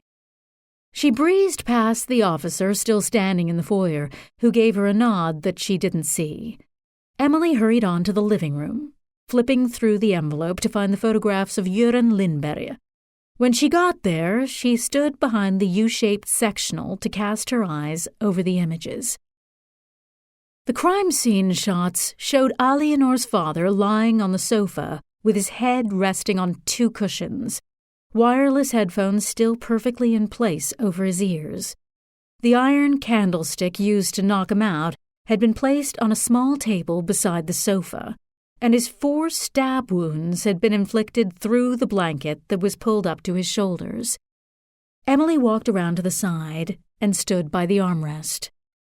As with Kirsten and Louise, the position of Göran's body suggested that the blow to the head had come first, and was followed by a knife attack that was less frenzied than the ones to which they'd been subjected.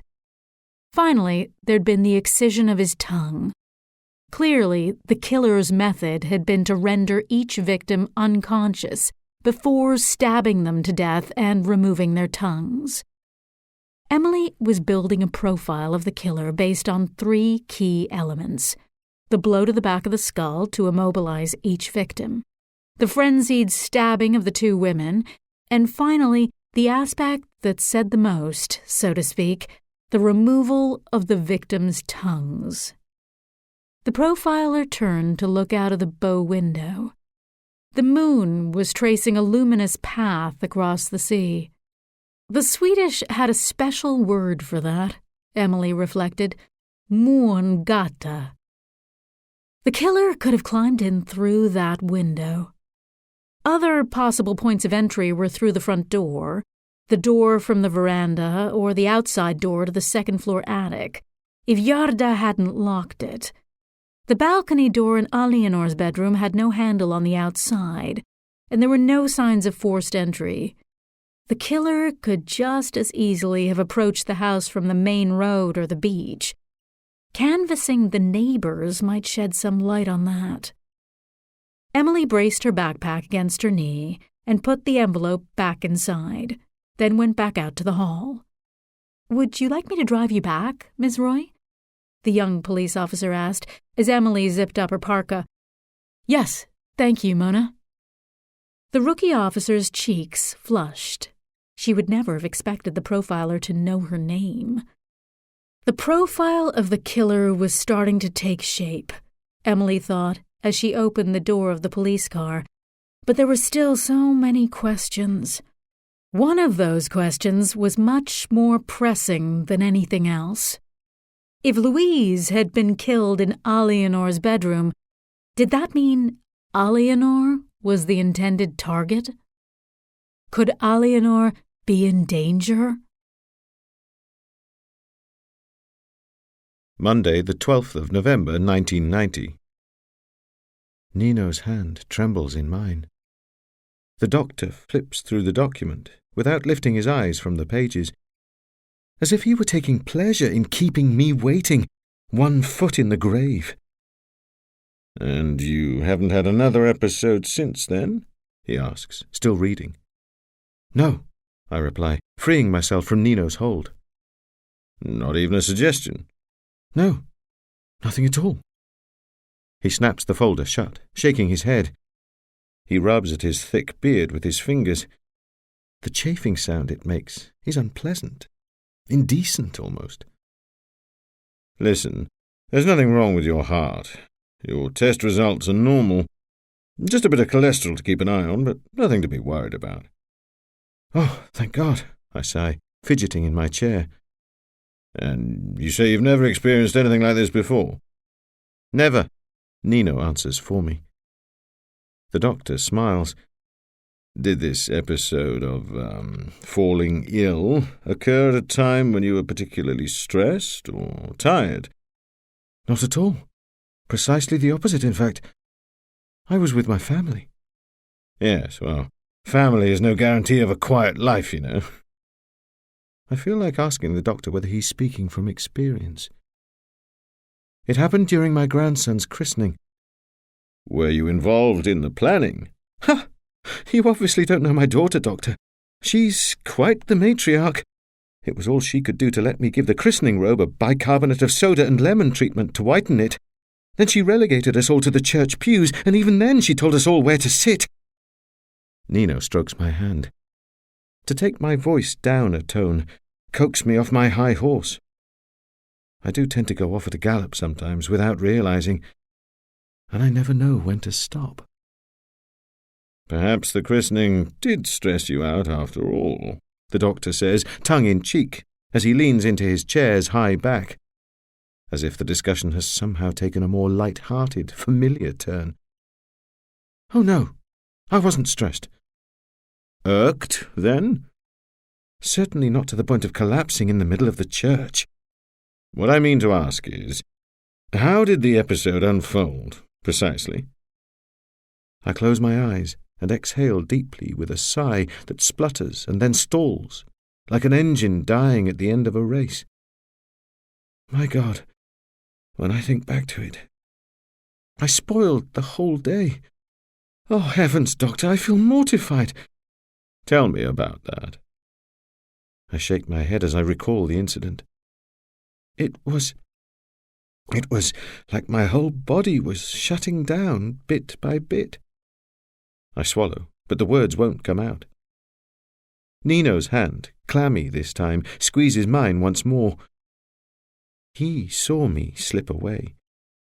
And when I came around and opened my eyes, it was him I saw, the look on his face shifting from horror to relief. I felt myself dying, Doctor. The doctor nodded blankly, as if I were telling him I had a cold. Which of your senses was altered the first? I squint, trying to remember. My hearing. And then? I couldn't breathe anymore, and I felt like... I press my palms to my heart, fold my arms. My breath quickens. Like there was a weight on your heart? More than that, like something was crushing me. Like an elephant sitting on your chest? No, it was more of a feeling of bursting from the inside. It's hard to explain. Then my body just gave up. Where were you when it happened? I was sitting in the church. Fortunately, I might add. Otherwise I might have really hurt myself. It was Nino who caught me. Nino straightens his lips into a thin, awkward smile. A smile of pity. They laid me on the floor. My God, I feel so ashamed. The sound of my grandson crying as I came to. The touch of my daughter's hand on my face, as cold as the church flagstones. And the pool of urine I was lying in. The recollection snags in my throat. I lost control of myself, Doctor. Again, the blank nod sucks the drama out of my story, my experience. Do you suffer from incontinence? I glance at Nino from the corner of my eye. Some things are better not shared. Even with my Nino. It's bad enough that he's seen me pass out in a puddle of my own piss. No, not at all, no. What was the last thing you saw before you passed out? I smile. That's the effect this child has on me, like a flower blooming from my heart. My grandson. My sentence tails off into the void. So does the doctor's reply. He springs up from his chair, hurries over to me. My eyes close as his white coat descends over my face, like a shroud. Gothenburg Forensic Laboratory, Sweden. Sunday, the 4th of December, 2016, 9 a.m.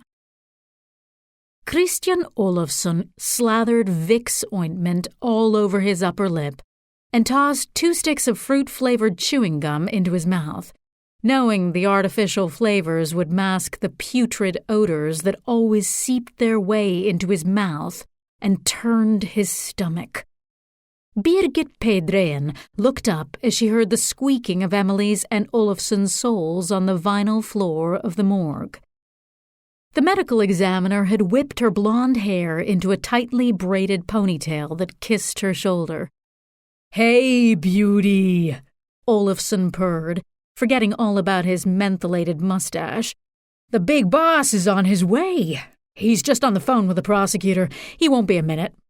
No problem, Birgit chirped, following Emily with her gaze as the profiler walked straight past her, without a word, and headed for the autopsy tables.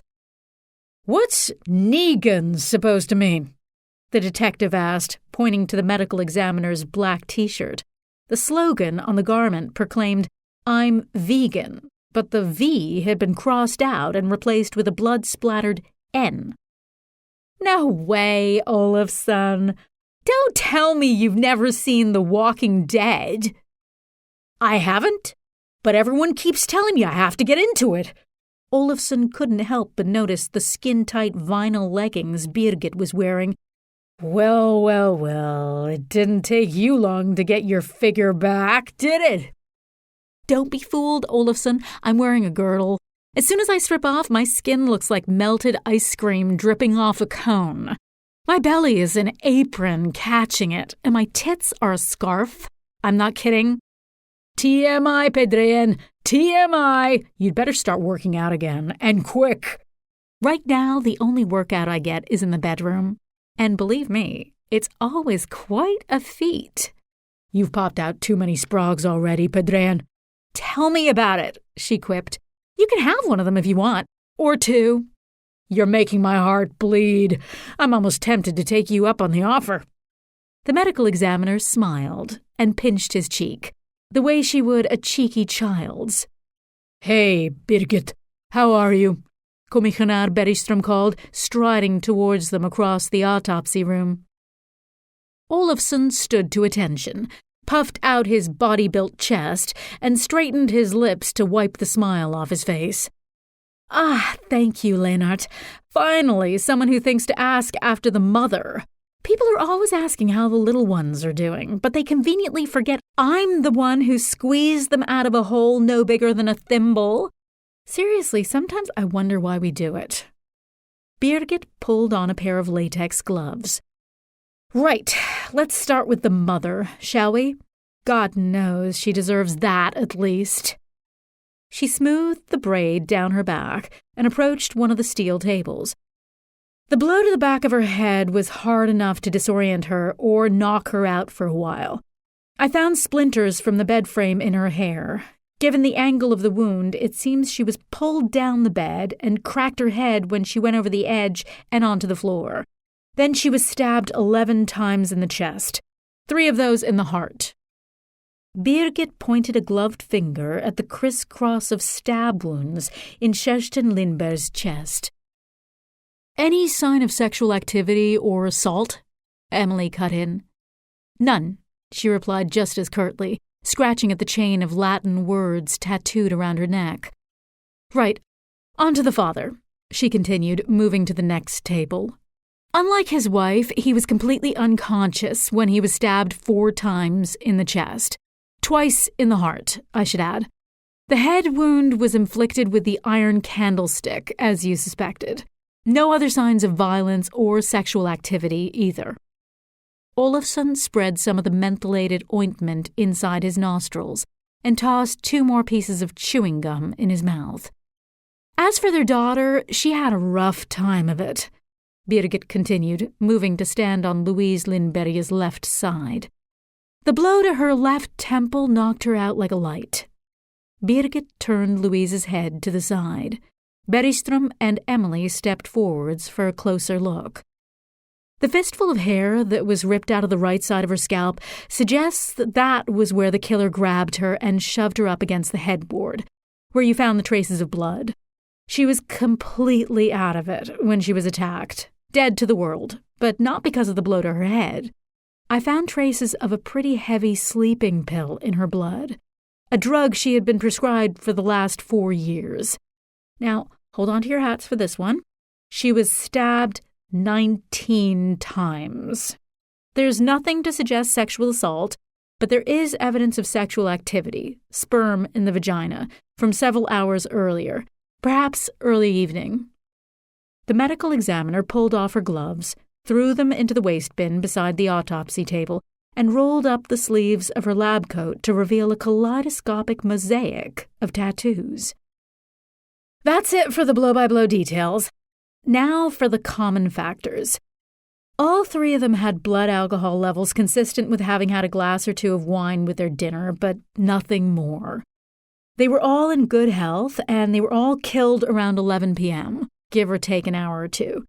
Based on the blood transfer between the victims, it appears Kjerstin was killed first, followed by Louise, and finally Göran. The blade used was nothing special, just a bog-standard kitchen knife, but a long and very sharp one. The killer was right-handed. As for the strength it would take to kill this little cast of characters, with a knife like that, it would have been as easy as slicing into a steak. The tongues were cut out post-mortem. No difference in depth or angle between the wounds or the three victims? Emily asked, her eyes still glued to the tattered breasts of Alionor's sister. Not enough to suggest there were two or more assailants, no. The slight differences in depth are likely due to the fatigue caused by the effort involved. Even with a very sharp knife, it would be pretty exhausting for anyone to inflict 34 stab wounds. Las Ventas Women's Prison, Madrid, Spain. Thursday, the 30th of December, 1937, 11:30 p.m. Teresa's cellmates had pushed their straw bedrolls together to make room for hers, leaving just a foot's width down the middle to form a narrow pathway to the door. The cell had been designed for 2 prisoners, but was now housing 12 of them, all piled on top of one another. One of the women, Maria, had shown Teresa the way to the sanitary block. They'd had to step over no end of women and children whose prone bodies covered the floor like a swarm of insects. 11,000 souls in a prison built for 500. It was a monstrous human sea for them to wade through. They went to the latrines first. The bowls were overflowing, and they had to trudge through pools of excrement just to relieve themselves. Only then could Teresa start to scrub away the filth that covered her body like a second skin. The water was icy cold, and the bar of soap tiny, but Teresa scrubbed so vigorously to get rid of the smell. Afterwards, her body was streaked all over with scratches. The next day she could wash her clothes, Maria had promised. They would find something for Teresa to wear in the meantime, she said, because whenever one of their cellmates was hauled before the firing squad, the women usually managed to keep a few of her meagre belongings. Teresa stretched out on her bedroll, numb with cold. It was a cold that chilled her to the beds of her nails and the tips of her ears, as if she were freezing from the inside out, her bones before her skin. She listened to the relentless clamour of sick, starving bodies in suffering. Then she closed her eyes and thought about her beloved Tomeo, out there in hiding. Those rough hands of his. Oh, how she would always sigh with the slightest touch of his fingers. Now she felt like she couldn't breathe without him. She wondered where he was sleeping tonight, whether he had found something to eat. God forbid, whether he was hurt. She wondered, too, how long they were going to keep her here at Las Ventas, and whether this was where she would draw her last breath. Skria Strand, Falkenberg, home of Carina Isaksson. Sunday, the 4th of December, 2016, 12 p.m. Under a dusting of fresh snow, the contours of the Skria Strand beach took on a watercolor quality. The sand and pebbles streaked with white, and the jetty lying still beneath its icy blanket. Snowflakes shimmered like sequins, rounding every angle, smoothing each imperfection and spreading a sweet, calming beauty that lent the wintry scene a fairy tale quality. After dropping Bergström at the police station, Olofsson and Emily were on their way to pay a visit to Carina Isaksson, the Lindberga's neighbor and friend. To quell his nausea, the detective had pulled into a service station on the drive back from the morgue, to buy himself a coffee and some freshly baked kanelbullar. Seeing Louise's body, her torso torn to shreds, had done him in. In his mind, he couldn't help but transpose the image of Alianor's sister's brutal stab wounds onto Mona's firm, milky white breasts. The urge to throw up had grown so strong, he'd had to rush out of the autopsy room, clenching his fist in his mouth. Like a slap in the face, the icy air had helped him regain some of his composure, but none of his color. He was as white as a sheet until the coffee and cinnamon buns brought the blood back to his cheeks. Now he was chomping at the bit for another dose of caffeine, and he hoped some would be on offer at the elderly neighbor's place. Yarda Van Card, the Lindberry's resident housekeeper, opened the door to them before they had time to knock. "Detective, Sergeant," she nodded, ushering them inside. Olafson had to stifle a chuckle. He found it oddly amusing how often people mistook the renowned profiler for his subordinate. Emily simply flashed the warm smile she reserved for witnesses. "Unbelievable," Olafson said to himself. "How can someone so socially handicapped turn on the charm whenever she pleases? Emily Roy's taking the piss out of all of us, but no one dares bat an eye."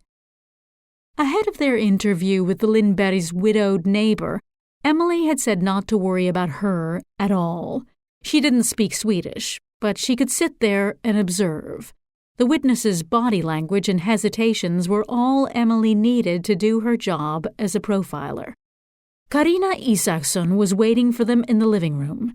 To Olofsson's surprise, she was dolled up hotter than a Finnish sauna, as he so delicately phrased it in his mind. Judging by her face, which was as smooth as a baby's bum, there must be a lot of plastic under the surface and skin behind her ears. But he had to hand it to her. This cougar knew how to sharpen her claws. "Detective Olofsson and Miss Roy, if I'm not mistaken," she said, greeting them in flawless BBC English. "You're absolutely right," Emily replied, with a smile so radiant it almost seemed genuine. "Please, do sit down," their hostess insisted. "Yarda will be bringing us some coffee. Or perhaps you'd rather have something else to drink." "Coffee would be lovely, thank you, Miss Isaksson," Emily replied, the smile still glued to her lips. "Oh, do call me Karina, please. You know how it is in Sweden, everyone goes by their first name. I used to try and swim against the tide, but I came around to the idea in the end. And now I quite like being unencumbered by all that stuffy old Ms. nonsense. Commissioner Bergström said you'd be dropping by today. I'm delighted to meet you both. Göran and Kerstin were extremely proud of the opportunity you've given their daughter. I should thank you on their behalf." She lowered her eyes for a moment and wiped away a tear. "If you don't mind, Detective," she continued with a discreet sniffle, "I'd prefer to carry on our conversation in English, out of respect for our guest, and also, I have to admit, because I don't often get the chance to speak English now that my husband has passed away." "Where was he from?" Emily asked politely. "Buckinghamshire, but I only ever set foot there myself on our wedding day. We lived in Edinburgh. I was born just down the road from here, in Varberg, but I went over to the UK to finish my studies and never really left, until Rupert died 11 years ago. I felt like I needed a change of scenery, so I came back here and took my maiden name again. It felt easier to move on that way." Yarda placed a tray on the ottoman in front of them with a pot of coffee, 3 china cups, some milk and sugar, and a plate of kanelbullar, then left the living room, closing the door behind her. Olofsson poured the coffee straight away to get the caffeine into his bloodstream without further delay. He couldn't wait to wrap his chops around one of those delicious, puffy, golden cinnamon buns. Now that they had switched to English, he figured Emily was going to lead the interview anyway, so he might as well sit back and relax in the passenger seat for a while. "How long have you known the Lindberrys, Karina?" Emily asked. "Since they bought their house in the late 80s. I inherited this place from my aunt, and Rupert and I used to spend 3 or 4 weeks here every summer, from about 1985, if my memory serves me well." "Were they from the area originally?" "No, they were from Stockholm, but they'd been living in Falkenberg for years." "How often did you see them?" Karina creased her lips, trying to keep the tears at bay. She took a few sips of coffee before she carried on. "We would see each other at least once a week. We used to play golf together. Sometimes it was just Göran and me. Kerstin made a hobby of it to please her husband, but she really didn't find it very enjoyable." "Any dinners? Lunches?" "Yes, but it was always very informal. I would often drop by for a drink and end up staying for a bite to eat, and vice versa." "Did you know their children well?" "Alienor, more than the other two, because she lived at home for a long time. I only ran into Louise and Leopold occasionally, when they came home to visit." "How did they get on with their parents?" "Perfectly normally, I'd say, from what I saw." "Did Kerstin or Göran ever hint at any family conflicts?" "No, never. But I do know what a burden Alienor's autism was for the whole family." "Were you aware of any run-ins with anyone else who might have been involved in their deaths?"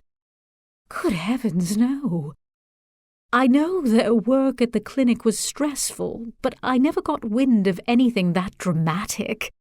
Karina sighed, massaging the fingers of her right hand.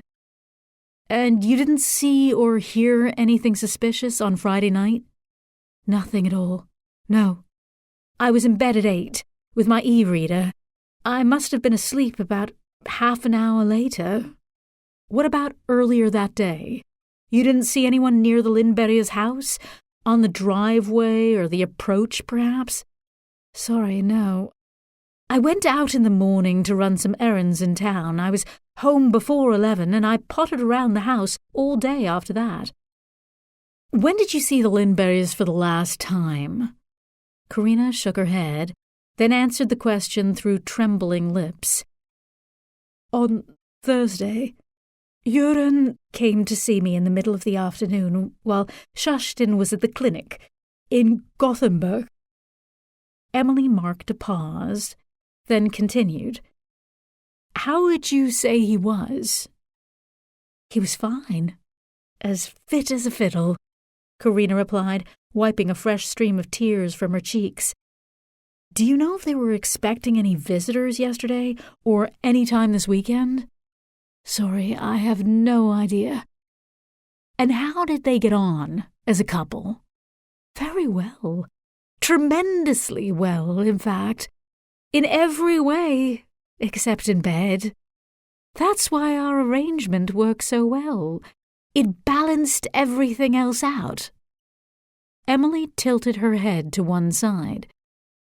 "Forgive me, Karina, but what kind of arrangement are you talking about?" Karina clapped her hands on her thighs. "Goodness me! I thought Yarda would have been falling over herself to tell you. Göran and I were lovers." Olofsson almost choked on his mouthful of kanelbullar. He had to take another swig of coffee to help it go down. Reeling from the shock, he watched as Emily poured them all a second cup of coffee, as if Karina the cougar's bombshell had been the most natural thing in the world to discover. "How did Kerstin take to your arrangement?" the profiler asked, reaching for her cup. "She felt like she'd been set free. Sex was torture for her, even with the man she loved. She was relieved she didn't have to force herself to satisfy his needs anymore, with me seeing to them, so to speak. and as far as I was concerned, it did me the world of good. It made me feel far less lonely. How did the arrangement work from a practical perspective, Karina? Well, Göran came over here whenever he felt the need, and because it was just sex, nothing else, everyone was happy. And the three of you were able to enjoy each other's company, regardless, Olafsson chimed in, clearly baffled.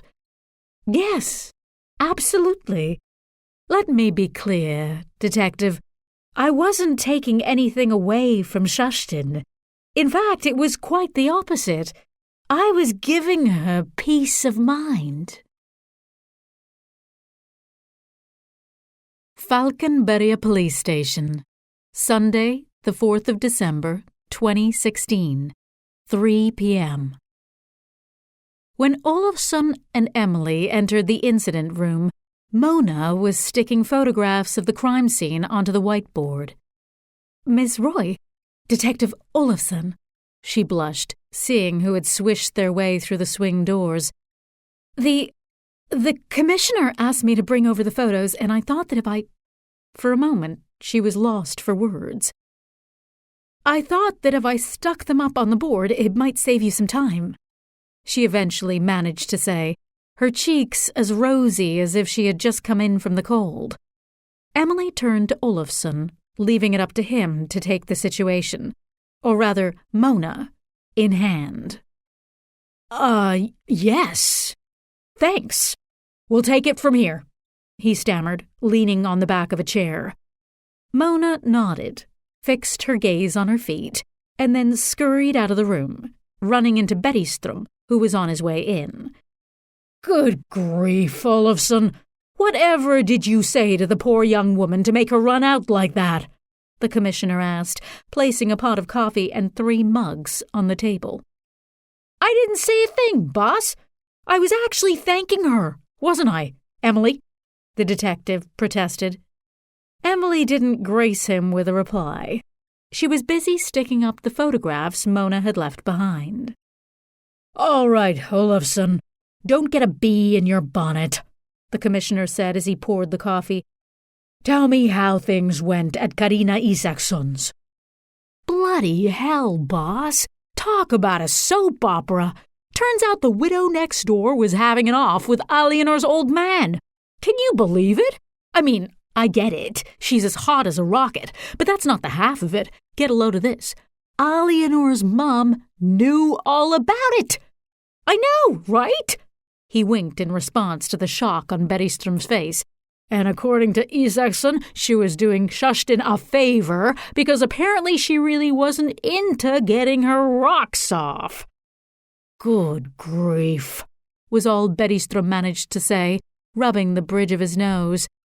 Other than dropping that bombshell, she didn't see anything, didn't hear anything, blah, blah, blah. And she had nothing interesting to say about the family or the clinic either, so that's that. Olafsson stood up, pulled his phone out of his pocket, and scrolled through his notes. So, where the hell do we start then? Because right now, it's just one big shit show. We've got 3 victims, all from the same family, the same signature, same MO, so...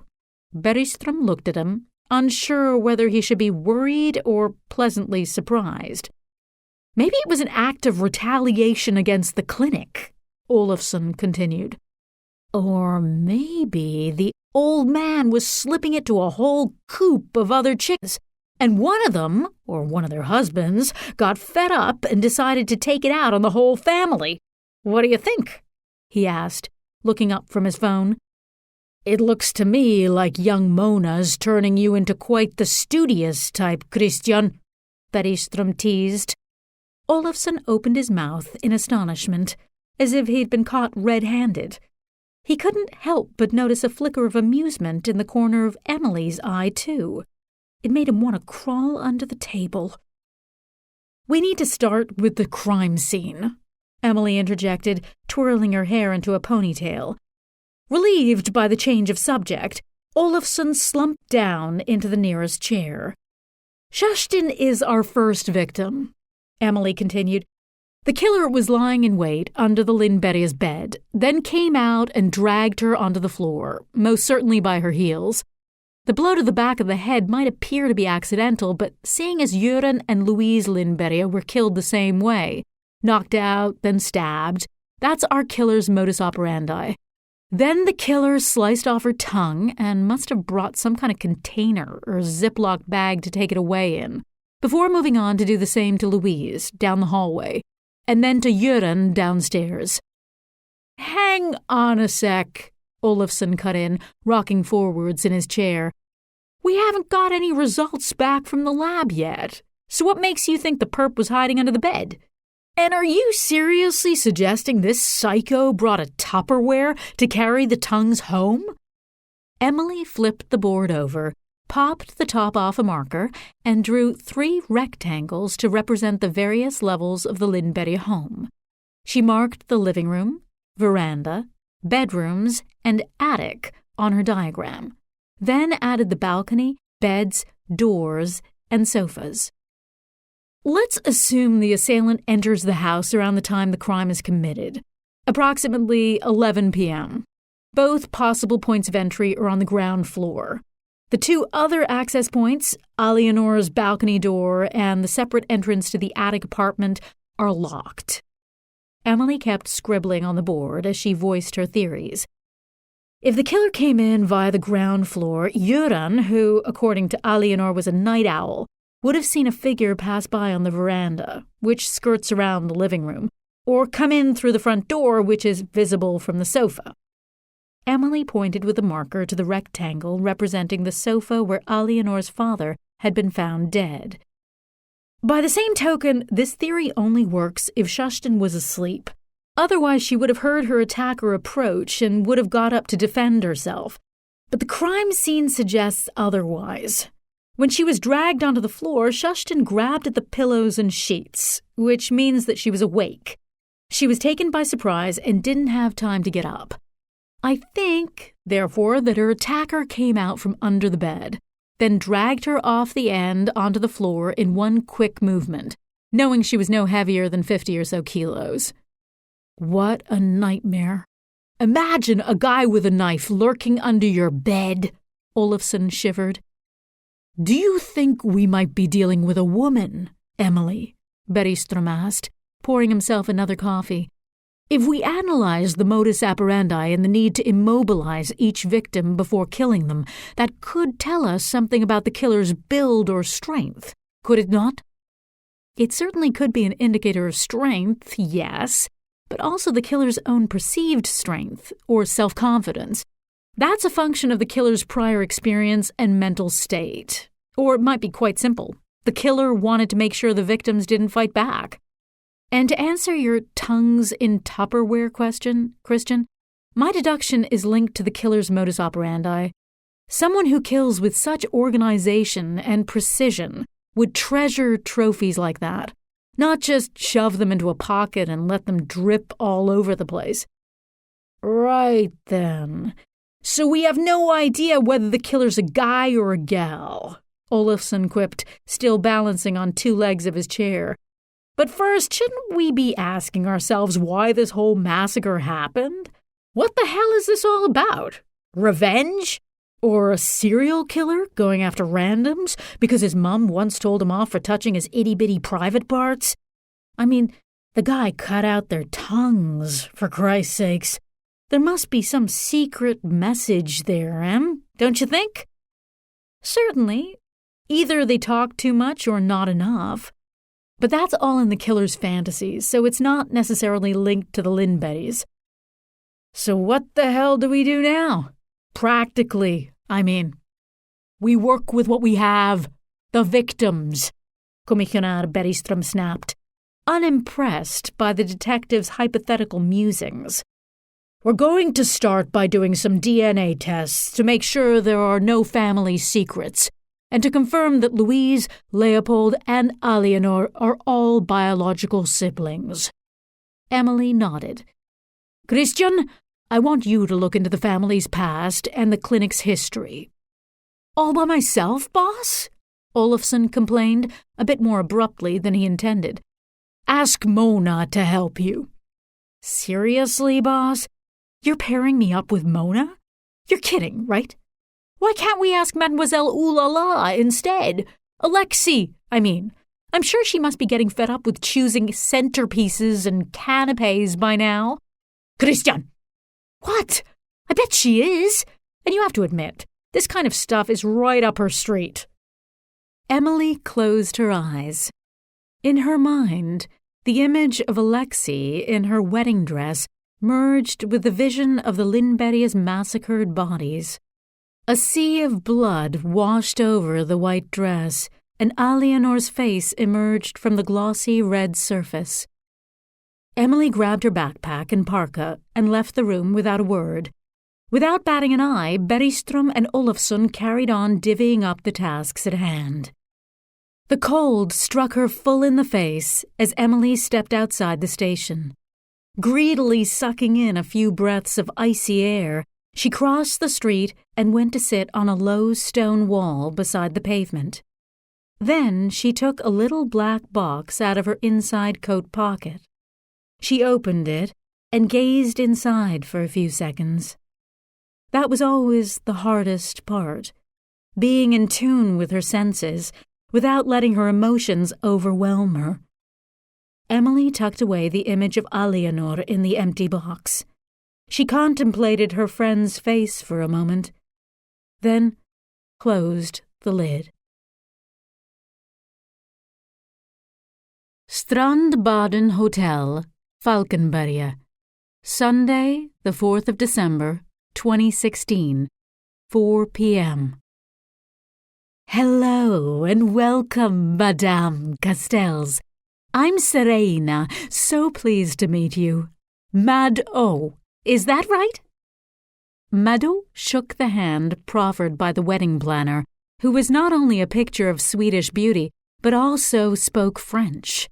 Visibly impressed by the sublime Serena's linguistic talents, she turned and went to sit beside her future son-in-law, miming a wide-eyed Mad-O to Alexei, who had to bite her lip and squeeze Stellan's hand so she wouldn't burst out laughing. Her mother had been in fine form all day, and seemed to have forgotten about all of yesterday's moaning and groaning.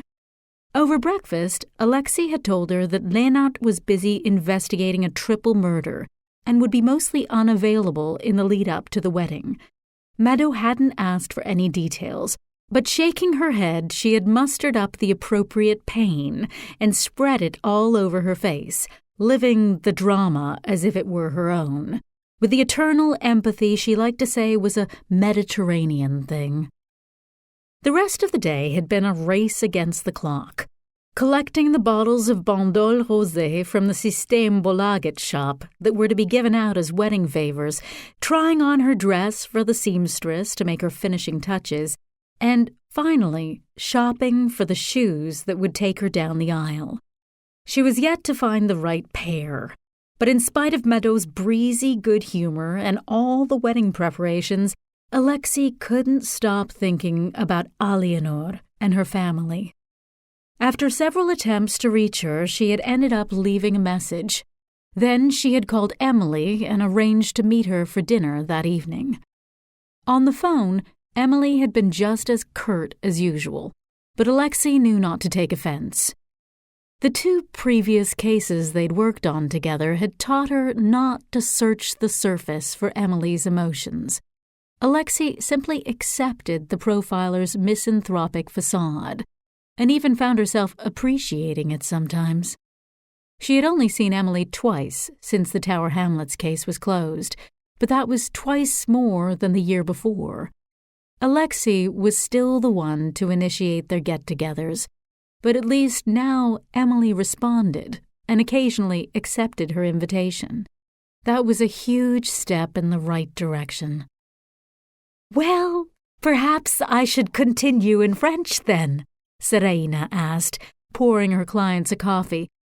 "Absolument," Stellan replied with his customary hint of a Belgian accent. "The big day is fast approaching, so I'd like us to go over the timeline and clear up a couple of questions. But before we get into any of that, can I just clarify something? Alexei, you'll get dressed in this suite here with your mother, your maid of honor, and your bridesmaids.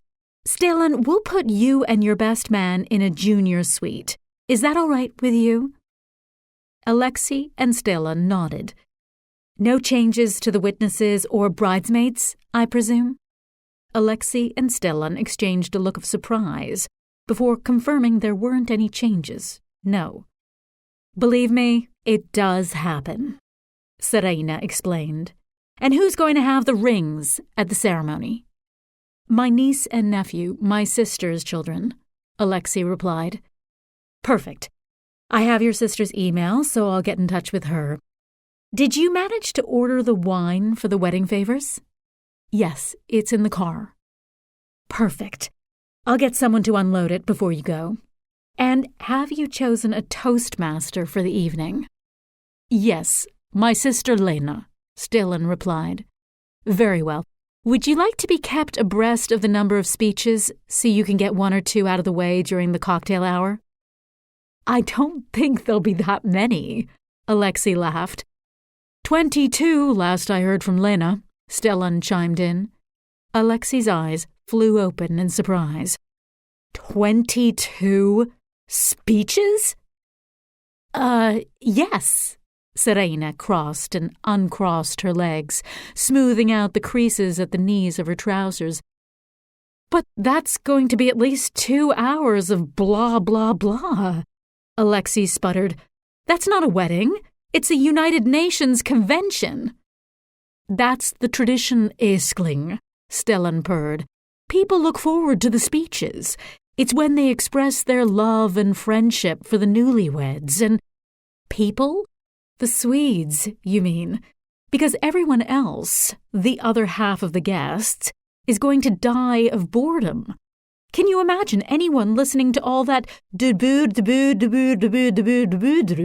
droning on for 2 hours? I get that our parents and my maid of honor and your best man should give a speech, of course. But 22 people, Stellan. Seriously? 31, actually. But a lot of them are pairing up for their speeches. Oh, what a relief. And here I was thinking it'd go on forever and a day. Alexei rolled her eyes. Mado reached out and gently rubbed her daughter's hand. Why didn't you say anything to me? Alexei went on. You asked me to take care of the dinner, so I took care of the dinner, Stellan argued. And you didn't think to tell me our wedding dinner would go on for 5 hours? Listen, I don't see why it's such a big deal. It's a fantastic tradition. It's not all speeches, you know. It's like having lots of little cabaret numbers. Some people sing songs or recite poems. Oh, wonderful. Like an end-of-term show, you mean? Alexei raised an eyebrow. I've never heard of anything more ridiculous in my whole life. Really, Alexei? Stellan protested. Now, just a minute, Alexei Castells. Can you hear yourself? Meadows' voice boomed over her daughters and future husbands. Don't you be getting on your high horse now, young lady. For the love of God, you've been in a foul mood since this morning. Let's just get through this meeting in one piece, shall we? Then we'll drop you at the station with your crime-fighting friends so you can sniff a few dead bodies and leave the rest of us in peace. Maman! Yes, I'm sorry. May their souls rest in peace, those poor people. But at this rate, you're going to beat around the bush until you trip and fall into it. So we might as well throw you right in. Silence. Right, then. Mado barreled on. And what if, as Serena suggests, we were to move 5 or 6 speeches to the cocktail hour to lighten the load during dinner and ask everyone to keep it short, eh? Like 3 minutes max for the parents, best man and maid of honor, and 2 minutes tops for everyone else. Then, I suppose the toastmaster, Serena corrected. Yes, sorry, Serena. I suppose the Toastmaster will be given all the speeches ahead of time so she can introduce the speakers, no? The Toastmaster can ask for the speeches ahead of time, yes. Right. So here's how we'll do things. Because I agree with my son-in-law to be on this, it's a fabulous tradition. And you are marrying a Swede in Sweden, aren't you, ma chérie? So anyone who speaks English will give their speech in English, whether they're French, Swedish, or from who cares where on sea. Then someone will translate the Swedish speeches into English and French, and someone else will translate the French speeches into English, because we all know the Swedes understand English perfectly, unlike us linguistically handicapped Frenchies. Then we'll put all these little texts in a booklet that we'll give to all the guests with some embarrassing photos of the two of you in nappies and dental braces, and it will make such a lovely souvenir for everyone. That way, the guests will be able to follow all the speeches, poems, songs, and whatnot with a kind of simultaneous translation in front of them. And if they still get bored out of their tree, then they'll keep on munching their meal, chugging their wine, or leering at the person next to them at the table. How does that sound to you two lovebirds? And what about you, Serena?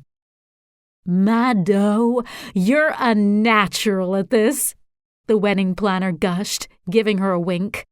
Stellan kissed his future mother-in-law on the cheek. Alexei flushed with emotion and a tinge of embarrassment, and acquiesced with a nod. Her mother was right. It was time she saw Emily. This is the end of CD 2. The book continues on CD 3.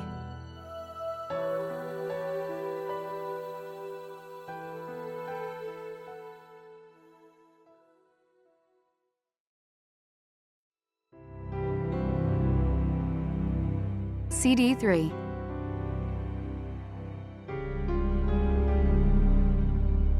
Las Ventas Women's Prison, Madrid, Monday the 23rd of October 1944, 6:30 a.m. Teresa trudged along behind Sister Marcela, accompanied by the clicking of her rosary. Nearly 7 years had passed since she had first set foot in these corridors strewn with bruised, battered bodies. She hadn't wanted to stay in the infirmary. She had already spent 2 nights there. She needed the girls by her side.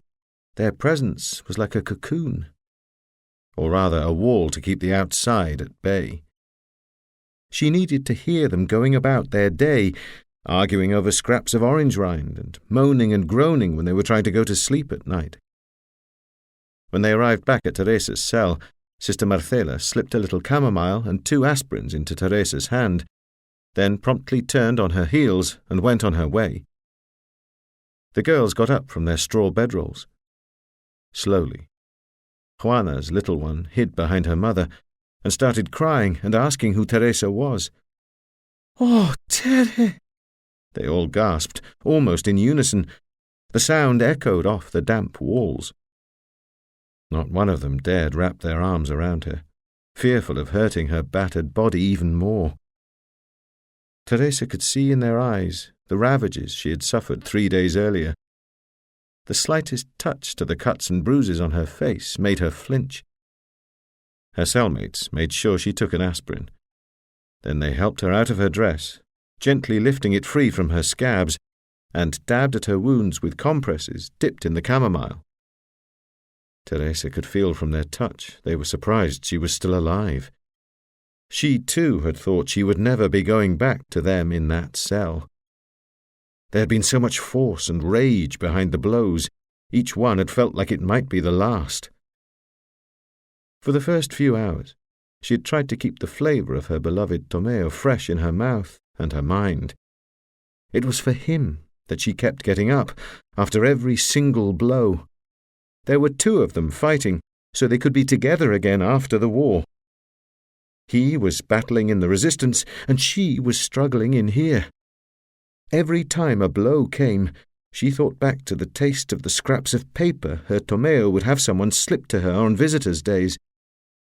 She would read the message twice, loving every curve and peak of the letters he had written on the little slip of paper, then crumple it up and place it under her tongue like a Holy Communion wafer, before chewing and swallowing the pulp. She savoured every moment of this communion. But when they placed his wedding ring on the table in front of her, she understood. Suddenly she felt empty, hollow and empty. The spirit of Tomeo had kept her stronger than she could ever have imagined. If she were a tree, he had been the roots and the branches. And so she had asked one of the guards to open the window. She was suffocating, she had said, spitting the words through her swollen lips.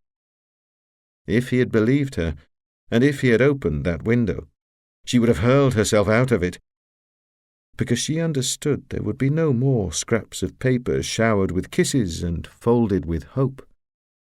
There would be no joyful reunion, no more future for them. This was where their story ended. The girls clothed her in a loose tunic and piled a few straw mattresses on top of one another and helped her to lie down. Teresa closed her eyes to connect with her Tomeo.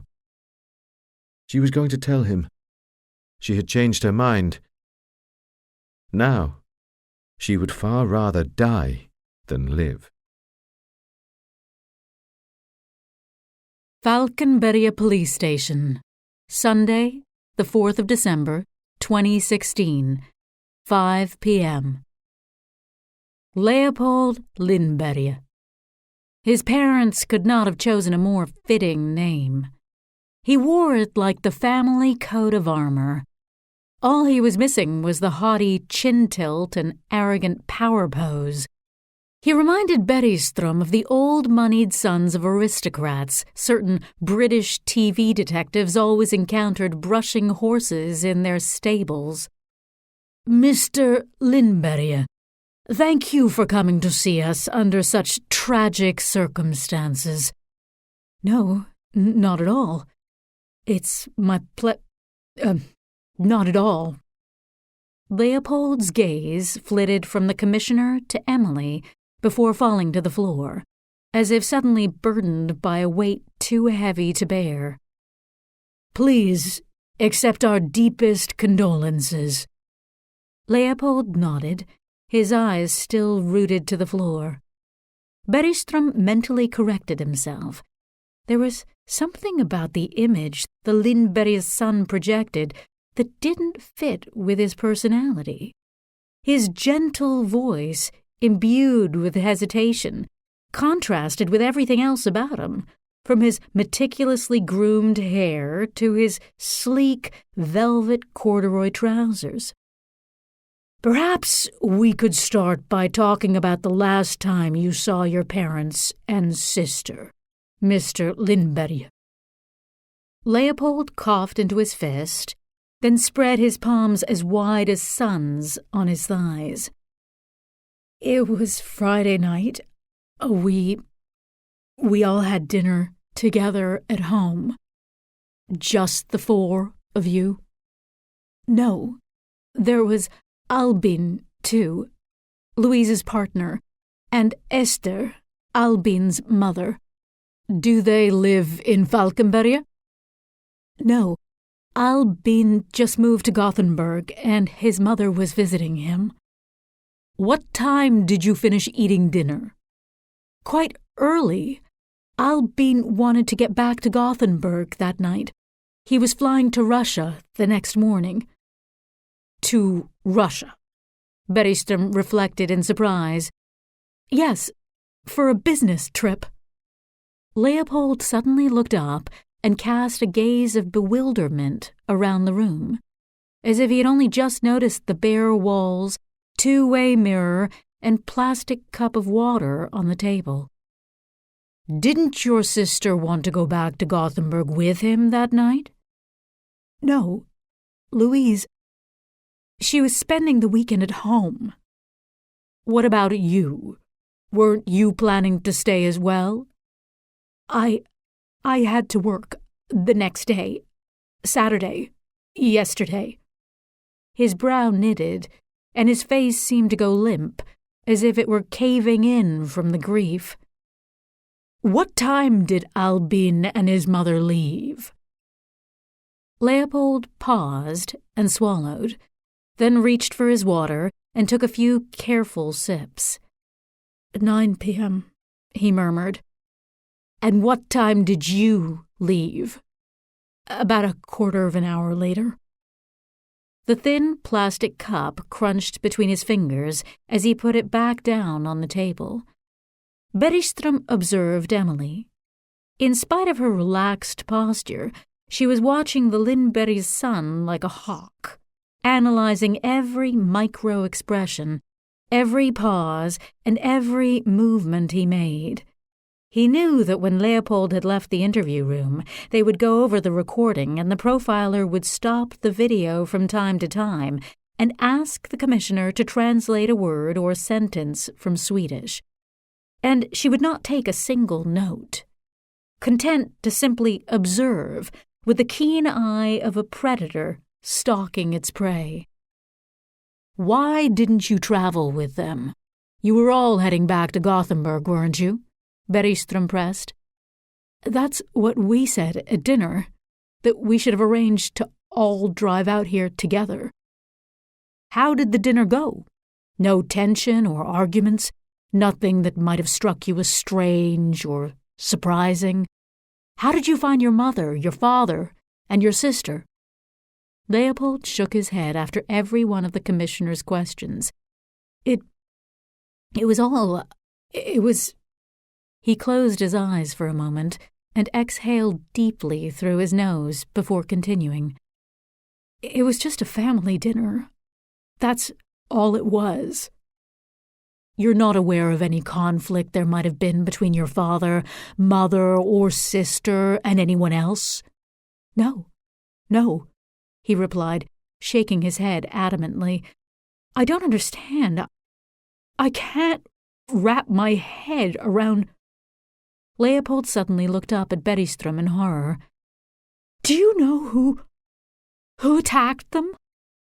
No, Mr. Lindberg, not yet. But do you have any leads? Any idea who might have done it?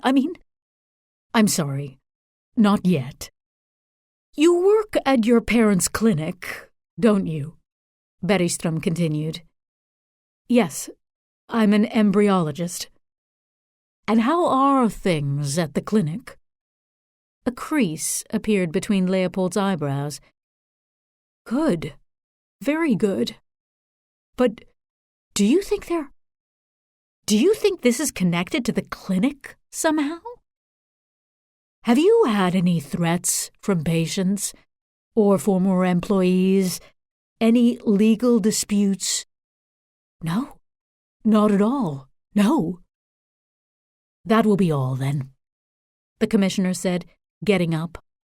Leopold hesitated for a second, then pulled himself together and stood up, almost as tall and firm as Bergström. Can I? He asked, gesturing to the door with his eyes. Yes, you're free to go. I will just ask you to prepare your employee and patient files for us to inspect, the commissioner said as Leopold shook his outstretched hand. All the way back to when the clinic opened. We have a warrant to access these documents. Leopold Lindberg hardened his stare and looked from Bergström to Emily, who was still seated. He nodded a curt acknowledgement and left the interview room. Good grief, Emily. If you hadn't asked me to listen out for it, I don't think I would have noticed it at all. Bergström sighed, tossing the used plastic cup into the bin. He didn't say Alianor's name or refer to his parents directly a single time. Not even once. Emily turned towards the door with a scathing look in her eyes. It was a primal kind of stare. She looked like a lioness on the prowl, every muscle in her body poised to attack. Thursday, the 22nd of November, 1990. I take a pew at the back so I can make a quick exit. As soon as I feel the urge, I'm not planning to sit through the whole Mass, even though I probably should, so I can gather my scattered thoughts, pull myself together and try to make sense of what's happening to me. The next step is a brain scan, the doctor explained after the episode in his office. Because even though it feels like it's my heart that's caving in on itself, maybe it's what's happening up there that's the problem. I unbutton my coat and rest my handbag on my lap. I've never taken the time to think about the end of me. I've never contemplated the punctuation at the end of my life sentence. Being confronted with it all of a sudden feels like having to slam on the brakes at the edge of a cliff, stretching my arms out wide to try and keep my fragile but vital balance. I've never liked ending my sentences with full stops anyway. I've always preferred exclamation marks. Excitement and enthusiasm, and at the very least a pause, but never a full stop, my editor-in-chief liked to tease, back in the old days. A young woman sits down next to me. The church pews are chock full of believers or desperate souls like me. On a Thursday evening, believe it or not. I smile. Believe it or not, indeed. How so many people have faith or want to believe in God. I suppose there is a certain beauty to this gathering in the name of love, because after all it is the love of God that's drawing these men and women here. Perhaps some of them, like me, are searching their souls. They could be reclining in a shrink's office or nursing a bottle of whiskey, but instead they're here in the house of the Almighty. Still, it would never have occurred to me to go soul-searching in a church if my daughter hadn't suggested it. When she was a child and had misplaced a toy, I used to tell her that retracing her steps would help her find it. Now she was giving me my own advice.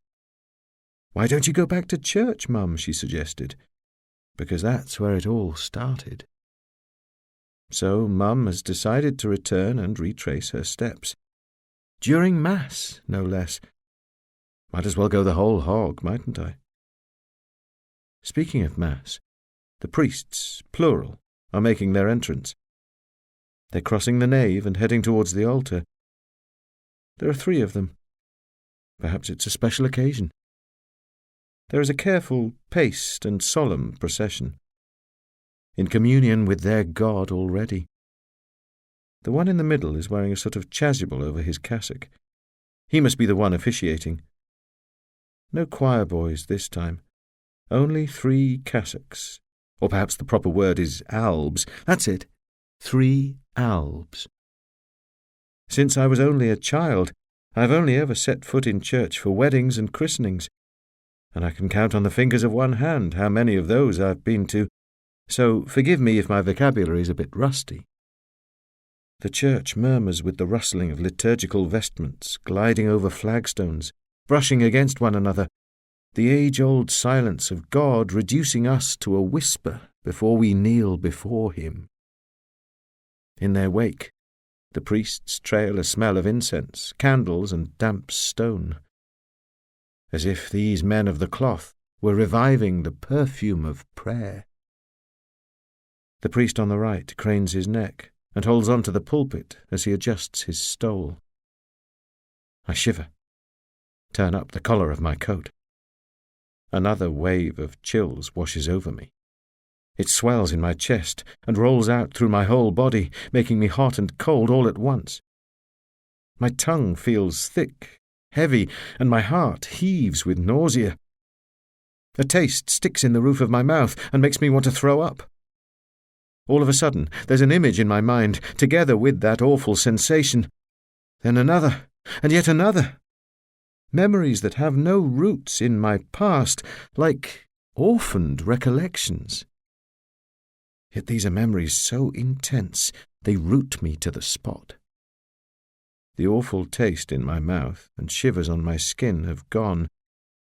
Now all I can feel is the pool of urine wetting my clothes on the church pew. Gustav Bratt Restaurant, Falkenberg. Sunday, the 4th of December, 2016, 7 p.m. "Hey, nice to see you," called Jonas, the owner of Alexi's favorite restaurant in town, enveloping her in a Scandinavian embrace. "So, how are the final preparations coming along? You must be run off your feet." "Not really. Actually, it feels like I'm just getting started," Alexei replied, taking a seat at a table in a quiet corner of the room. "Oh, that's good, because I've got a job for you. Beata's tearing her hair out because you haven't confirmed the menu option for your dinner yet." "Oh my God, Jonas, I'm so sorry." The night before the wedding, Alexei and Stellan were hosting their families at the restaurant for a rehearsal dinner, and they had completely forgotten it was up to them, not their wedding planner, to organize that evening. The chef's email must have been gathering dust in her inbox for weeks. "You know what? I'm going to get on that right away, before Beata decides there's no cheese and pizzettis for me tonight." "Wise idea," Jonas replied with a wink. "What do you feel like now, red or white? We've just bought a 2014 Barbaresco into the cellar. It's exquisite. How does that sound?" "Perfect. With an order of pizzettis? You must be a mind reader." He vanished, and Alexei scrolled through her phone to find the menu options the chef had sent. She decided to go with Beata's second option, which featured a typical Swedish dish for every course, from finger food through to dessert. It was a perfect tasting menu for the occasion. Jonas returned with a glass of Barbaresco for Alexei and a plate of miniature pizzas topped with cherry tomatoes and smoked mozzarella. "Voila, madame," he announced in a rough, guttural rendering of French. "Tack så mycket," Alexei replied, thanking him in her Gallic-tinged Swedish. "And please tell Beata I'd like to go with option 2. I'm sure she'll be thrilled." "Parfait. Shall I bring you a carafe of water and a breadbasket now, or would you rather wait for your +1? "I'll wait, thanks." He smiled and breezed away to another table to take a couple's order. Alexei tasted the Barbaresco, robust and full-bodied, just the way she liked it, and let her eyes wander around the room. Bratt's had become her evening bolt hole whenever Stellan was away. She loved the familiar, cocoon-like feeling of the place, as well as the exquisite cuisine, not to mention the all-French cheese board, which they had renamed Alexei's Choice in her honor. Sometimes she would bring her laptop and spend the evening working, and nibbling, of course, at a table to help combat the solitude of her Swedish days. Her mother was right about that, at least. She was going to miss the frenetic pace of London and Londoners, although she was keeping her Hampstead flat and planning to spend 10 days or so each month there. She had no children, so it was a little luxury she could afford to treat herself to. No children, indeed. It was a conscious decision, as she had no desire whatsoever to start a family. Her biological clock must be broken. Her sister swore the urge had come to her like she had to pee, but Alexei had never felt the slightest hint of that kind of pressing need. She loved her niece and nephew to bits, but she never had to bombard their ears with a constant stream of no's, as her niece put it. She could treasure them without the responsibility of educating them, and she loved to spoil them rotten like every good auntie should. When she had announced to Stellan how determined she was to reject motherhood, she had been expecting the discussion to last more than a few seconds. He had simply replied that he didn't want kids either, and before they knew it, they were in bed together. But could a couple live happily ever after without any offspring? Was it unnatural, against human nature, to reject the idea of parenthood and not pay it forwards? Besides, How much of a role did conformity and social pressure play in all of this? Perhaps it was all one huge conspiracy by parents who hated the thought of others perpetually living the free and easy life they had sacrificed when they decided to start a family, and were now driving this widespread desire to reproduce. In spite of them all professing to adore being bound by family ties. Bloody masochists, she thought, relishing a mouthful of pizzette. Suddenly, Emily appeared in Alexi's field of vision, making her jump. The profiler put her backpack down by her feet and, as she always did in a public place, buckled the straps around the leg of her chair. "Would you like a glass of wine?" Alexi asked without further ado, knowing that Emily wouldn't grace any pleasantries or rhetorical questions with a reply. "Just water." Alexi gestured to the waitress, who glanced at their table and brought over a carafe and a bread basket.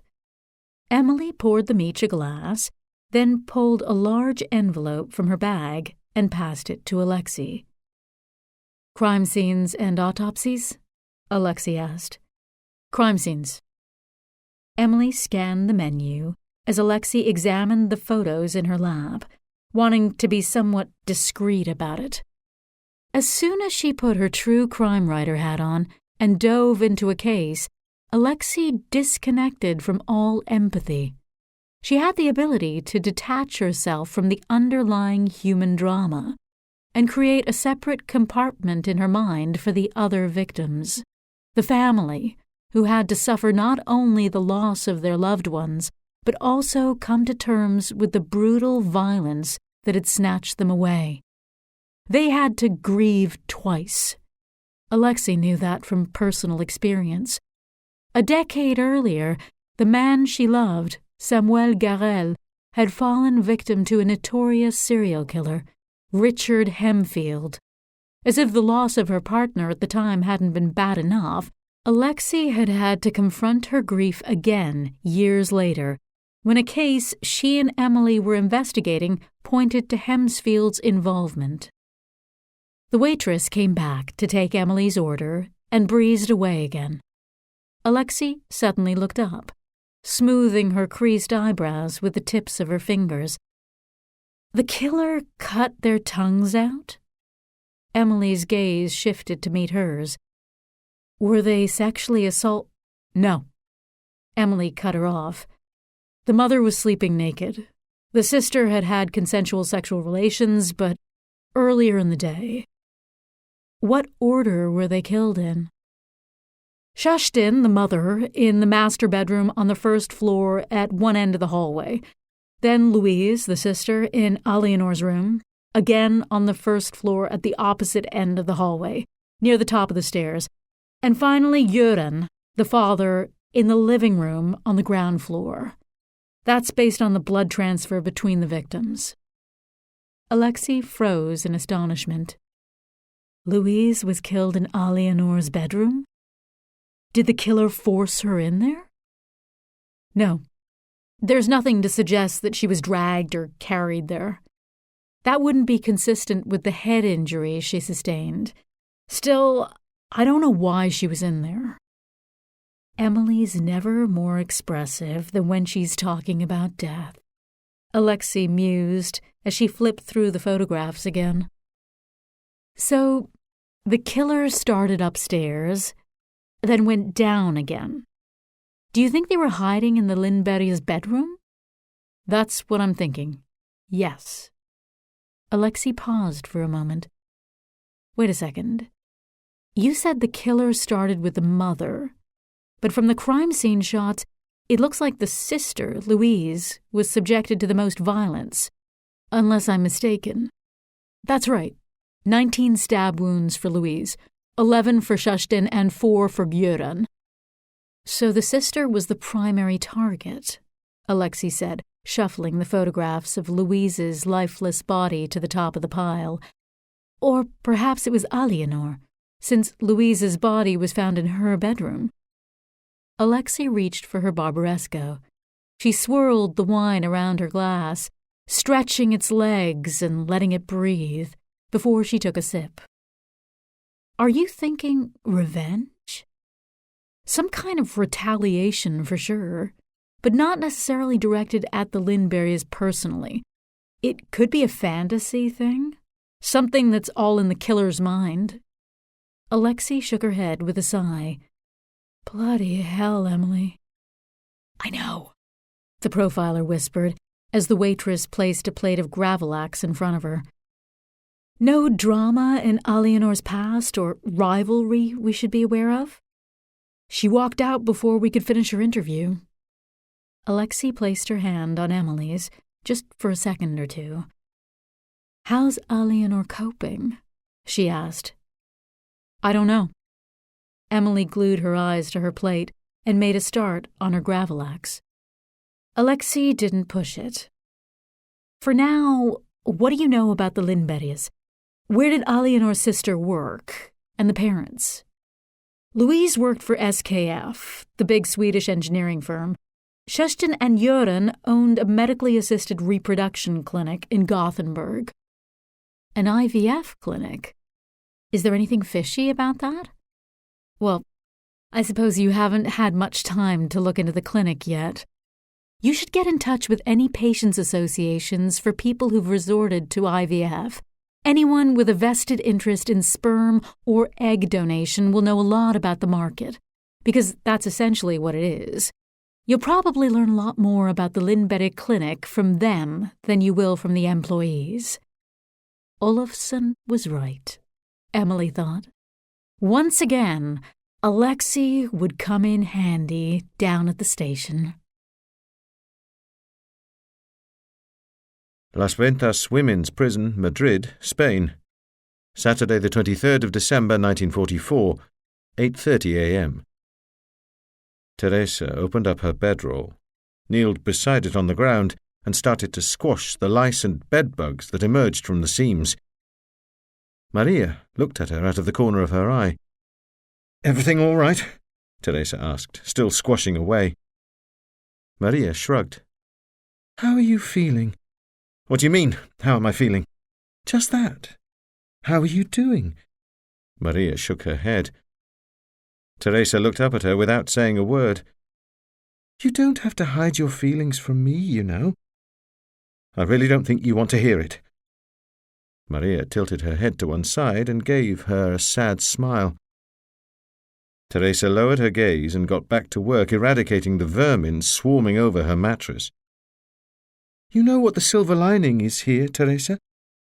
Teresa stopped what she was doing, but didn't look up. "There's a meaning to all of it." "Don't talk to me about your wretched God, Maria." "I'll talk to you about yours, if you'll let me." "No." Maria pursed her lips. She paused for a moment, then carried on. "You know, it's quite extraordinary what connects you to your Tomeo, Teresa. He's dead." "Perhaps." Teresa responded with an exaggerated sigh, her eyes still focused on her fingers and their tireless work, catching and killing. "When you came back to us after those 3 days, and we saw the state you were in, we understood, you know." Teresa smoothed her palms flat on the mattress. She was shaking. "We understood what those monsters had done to you." Teresa bowed her chin to her chest. She clenched her teeth to hold back the tears. Maria took a step closer and kneeled beside her friend, then rubbed her shoulders as the tremors rippled through her. "Oh, my Tere, this child will be your greatest strength, you'll see." Maria ran her finger down Teresa's dark braid. "You'll make this child yours and Tomeo's, believe me." Teresa's sobs were no louder than a murmur, but they rocked her whole body with spasms. "You have created light from all the darkness in here, my Tere. You must stop seeing the faces of those men who raped you. See your Tomeo instead. Make it his face you see every time you rub your belly. Your child will be who you raise it to be." Suddenly, they heard a loud cry from the direction of the latrines. a cry that stretched into a wail. Teresa and Maria took to their heels and hurried over towards the sound. There they found an old woman surrounded by 6 tiny dead bodies, doubled over on the floor. "It's the milk," the old woman sobbed. "I told the nuns not to give that milk to the little ones. I told them it had turned. I told those witches the babies would be sick if they drank it. I did. Oh, the poor souls. Those poor little angels." Old Town, Falkenberg. Sunday, the 4th of December, 2016, 9 p.m. Alianor took a sip of her pear cider. Leopold was going to be late. He always was. A good 10 to 12 minutes. And he would breeze in as if it was only natural. Just like when they were growing up. Yarda would have dinner on the table at 6 sharp. Every day without fail. But Leopold would never show up before 10 or 15 minutes passed. And she and Louise were always kept waiting. Yarda would lecture him, and he would turn bright red and apologize, only to slip back into the habit a few days later. Alianor had never understood her brother's lack of punctuality. Right then, she saw him, weaving his way through the tables in the bar. He was 7 minutes late. Leopold gave his sister a furtive kiss on the cheek and slid onto the velvet bench seat beside her. "You've lost weight. You're not as handsome. Hello, Alianor." She pushed the second bottle of cider towards him. "We have to sort out the estate and plan the funeral, Leopold. Yarda will take care of the finances, but we have to arrange for the ceremony. Karina texted me to ask how she could help and whether we wanted to hold the wake at her place. I think that's a very good idea. Have you been home yet?" Leopold shook his head. He was tracing circles on the table with his bottle of Kopparberg as he listened to her. "We'll have to sell the house," he said. "Why do you want to sell it?" Leopold twisted his mouth in disgust. "Seriously, Allie? I don't like that nickname. Honestly, do you really have to ask why?" "Yes." "For fuck's sake! Our family was butchered to death there," he hissed through clenched teeth. "It's also where we grew up and spent most of our lives." "I don't get it. I just can't understand what you're saying," he muttered, shaking his head. "I think you know exactly what I'm saying. The problem lies in the fact that we're reacting differently to the same thing. You want to get away from those memories, and I want to feel closer to them. Just for a change, eh?" "A change of what?" "It's nothing new for you, is it? Reacting differently from everyone else?" Alianor leaned back on the bench and looked her brother in the eye. "Do you want me to apologize for being different?" "Oh, come on. You're not going to play the victim again, are you? We all suffer just as much as you know." "Not Louise. You and Mum and Dad, yes, but not Louise." "Okay then, the 3 of us. You fucked up our lives, Alianor." "I know, Leopold. You all made that very clear to me. You more than Mum and Dad, as it happens." They each gripped their cider bottles as if the floor had started shaking beneath their feet. The silence mounted to a deafening level before Leopold pulled the plug. "Even so, can you please explain to me how you can even entertain the thought of spending time in that house again? That's where they were—" He clapped his hands over his eyes and gasped to stem a flood of tears. Alianor took a long swig of her cider. "I should feel the desire to wrap my arms around you, Leopold. But I don't," she said, putting the bottle back down on the table. He gulped and sniffed back a tear. I'm scared that I'll start crying, Leopold, and that I won't be able to stop. Louise, he stammered, as if to himself, his eyes glued to the table. Yes, it's Louise. I can't think straight without her. It's like she would often show up in my mind and help me figure out the proper way to behave, or tell me the appropriate way to react. Louise helped me make sense of the world. She helped you make sense of the world. Yes, that's what I just said. Leopold pushed his cider bottle to the side of the table. I want to spend time in the house because it's the only place where I'll still find her appearing to me, Aliénor continued. That house is all I have left of her, Leopold. Monday, the 7th of September, 1992. I've never accepted the invitation to lie down. The psychoanalyst's couch. It's such a cliché, and that's what bothers me. Most of the time I stay standing. I pace up and down the therapist's office. My arms and hands say almost as much as I do. I find the movement helps me express things. It's not proper psychoanalysis anyway. I couldn't handle the shrink's silence, so Nino encouraged me to bring it up with her. I did, and we changed our sessions so she would intervene, focus on certain words, ask questions. The back and forth works better for me. I think it's more productive. Is that a metaphor? She interrupts, shifting forwards in her armchair. It takes me a moment to realize what she's referring to.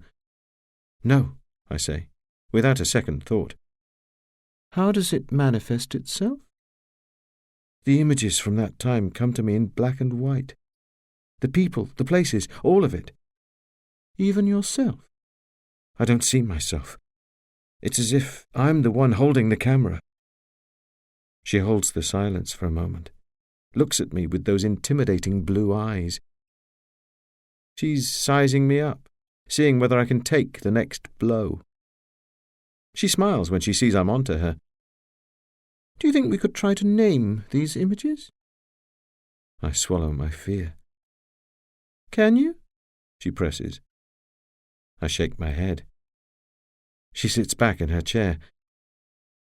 Is there anything about that time that really marked you? The word no wasn't part of my vocabulary. I was taught to say yes to everything. Yes, of course. Yes, thank you. I always had to say yes to adults. Do you think that's why this is happening? Because you didn't know how to say no? I'm sure it didn't help. Will you let me say the word? Fear grips me in a stranglehold. I acquiesce in the end, because even now I'm afraid to say no. She shifts forward again to the edge of her armchair. Her eyes are filled with empathy, but there's determination in there too. The memories of your rape are in black and white. I close my eyes. The word makes the images more vivid, as if I've suddenly turned up the sound. The sounds of my distress and his gratification. Do you think I'm fabricating these memories too? I ask the question without opening my eyes. The last shrink I saw thought I had never been raped. He was convinced my subconscious self had made up these pseudo-memories to protect me from some trauma or situation he said he could get to the bottom of with my help. I couldn't bring myself to hear a word of it. I ran out of his office. I'm leaning more towards post-traumatic amnesia, she says. I open my eyes and release a long sigh that seems to form a bridge between us. Suddenly, I feel a colossal wave of appreciation and gratitude for this woman who has just replaced the crazy label with one that says victim instead. Why? My question takes me by surprise. Am I really asking her why she isn't filing me away in the insane folder? I'm going to have to give you the short and simple answer. She smiles again. She crosses her legs under her pencil skirt before she continues. First of all, because of what you've told me and the way you said it. Second, because you're depressed. And third, because of your age. It's generally in middle age that memories start to return following post-traumatic amnesia, especially in cases of sexual assault. A similar phenomenon has been observed in members of the armed forces suffering from PTSD. But if you want to make progress, you're going to have to put specific words to these events. You have to retrieve them to make them yours, and accept them so you can digest them all. I sit down on the couch, which I usually only use as a place to toss my handbag. Every time, until now. If you want to climb out of your depression, you'll have to dive into your past first. It's likely to stir some things up. Gothenburg, home of the Bloom family. Monday, the 5th of December, 2016, 10 a.m. Tobias Bloom shook Bergström's hand. It was a firm, brief handshake, just the way the commissioner liked. "Gym gear?" he asked, nodding to the 2 sports bags dumped on the floor by the front door. "My twin boys," Tobias grinned. "I coach their hockey team. Want a coffee?" "Yes, thanks." Bergström took off his shoes and followed his host into the kitchen. Emily had told him about Alexei's suggestion that information about the Lindbergh Clinic might be gleaned from associations for medically assisted reproduction patients. Consumer organizations, as Olofsson had put it, with all his usual delicacy, before reaching out to Parents Another Way, an influential countrywide association with a regional branch in Gothenburg run by Tobias Bloom. "Rugby was always more my thing," Tobias replied, setting 2 mugs down on the kitchen table. "But my boys are mad about the ice, so I had to adapt. Milk? Sugar?" "No, thanks." Tobias was built like a rugby player, or at least he fit the tall, strapping stereotype.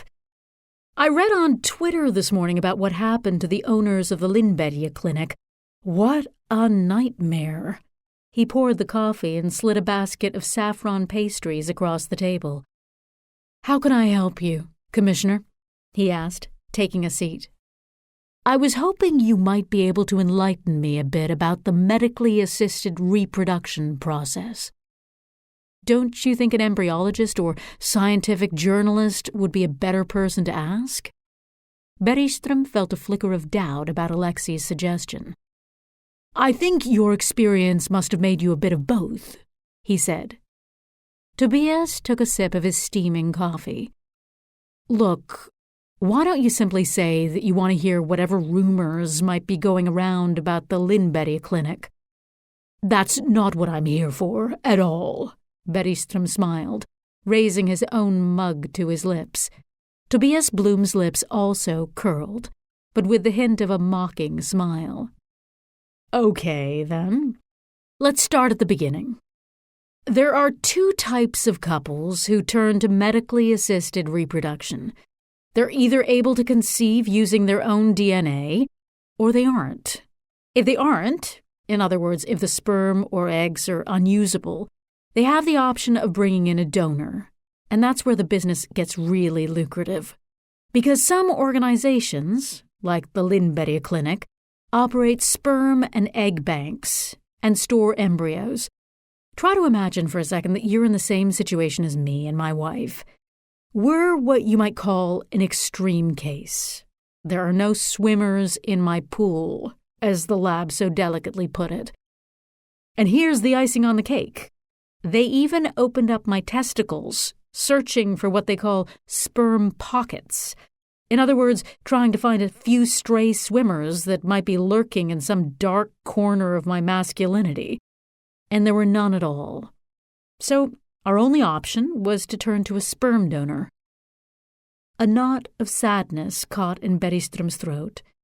He thought about his own sons, about Lena getting pregnant the first month they started trying, about how her pregnancies had been free of complications, about seeing it all as a perfectly natural process and taking it for granted. I'm sorry, Tobias. Don't be. 12 years ago, when we found out I was sterile, I would have said my life came crashing down. I felt like a lesser man, incapable of procreating, having children of my own. It was like the very essence of the survival of our species had been snatched out of my hands. After the operation, I couldn't bring myself to look my wife in the eye. Somehow, I felt like I was on the outside of the world, looking in. I grew up in a foster family, and I always dreamed of being a father. For me, starting a family was all about passing on my bloodline and my genetic makeup, having descendants who look like me, who I could see myself in, planting my seed, you know? But finding out I was sterile turned out to be the best thing that ever happened to me. It helped me to understand the challenges of fatherhood and educating a child. I came to see how being a father wasn't something I was born with. It was a role I could build into my life. Bergström took another sip of coffee to hide his discomfort. He could never paint a complete picture for himself of all the pain this man had been through. He could only imagine the broader strokes, and those were more than enough. Commissioner, I know what you're thinking, that I'm a raging optimist who's out of his mind. Obviously, I would rather have jumped into bed with my wife than see her give herself injections 30 or more times a week for months on end, and watch the treatment make her sick as a dog. I didn't want to see her have to take time off work to go to the clinic every second day for a whole bunch of tests, blood samples, ultrasounds, the whole shebang, all because I'm sterile. I'm not exactly thrilled, either, at the thought my sons might have dozens of half-brothers and sisters all around the world. I wouldn't have chosen any of that.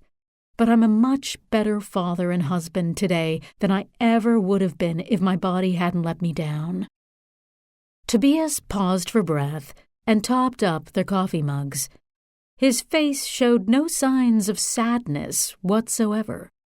In fact, he seemed even more radiant and at ease than at the start of their conversation. So, where was I? Oh, yes. So we started to look for a sperm donor. To give you an idea of the different stages of MAR, the patient is pumped full of hormones for several weeks to stimulate egg production. Then her eggs are harvested and inseminated in a test tube, hence the name test tube babies, for babies conceived by in vitro fertilization or IVF. 2 to 5 days after fertilization, 1, sometimes 2 embryos, that was the case for us, are transferred to the patient's uterus, and then you cross your fingers that one of them will implant. The other viable embryos are generally frozen and stored in case of miscarriage, or for use if the couple wants to have another baby without having to go back through all the other stages of IVF treatment. None of this comes cheap, though. First, there's the cost of the IVF treatment, which in a private clinic like the Lindbergh can be as much as the price of a second home. Then there's the cost of the sperm or eggs, not to mention the fees for storing your embryos. Did you or your wife go through the Lindbergh clinic for your treatments? Yes, we did, and not just once. I'm sorry. It was insensitive for me to... Oh, not at all. I just meant to say that it took 2 tries before my wife got pregnant with the twins. Did you ever see the Lindberghs themselves? Never. We had 2 consultations with the clinical manager, Signe Skor, one before we started the treatment the first time, and another before we started the second round. Then my wife only ever saw the nurses and ultrasound technicians. Is there a lot of competition or rivalry between MAR clinics? I was coming to that. The war these clinics wage between themselves is all about results. On the one hand, the percentage of women who get pregnant, and then how many of them manage to carry a baby to term. Clinical protocol is what makes the difference. In other words, the kinds of treatment they prescribe and then the quality of the patient follow-up. The Lynn-Berry Clinic's treatments have generated some phenomenal pregnancy rates, even in challenging age brackets, like the 38 to 40s. They get fantastic results, but it shouldn't come at the price of neglecting the mother's health or pumping her full of so many hormones she'll end up with generalized cancer 10 years later. You can see where I'm going with this, can't you? Do you mean to say there's something iffy, unconventional about the Lynn-Berry's clinical protocols? That's the rumor, anyway, Tobias said. What are you insinuating exactly?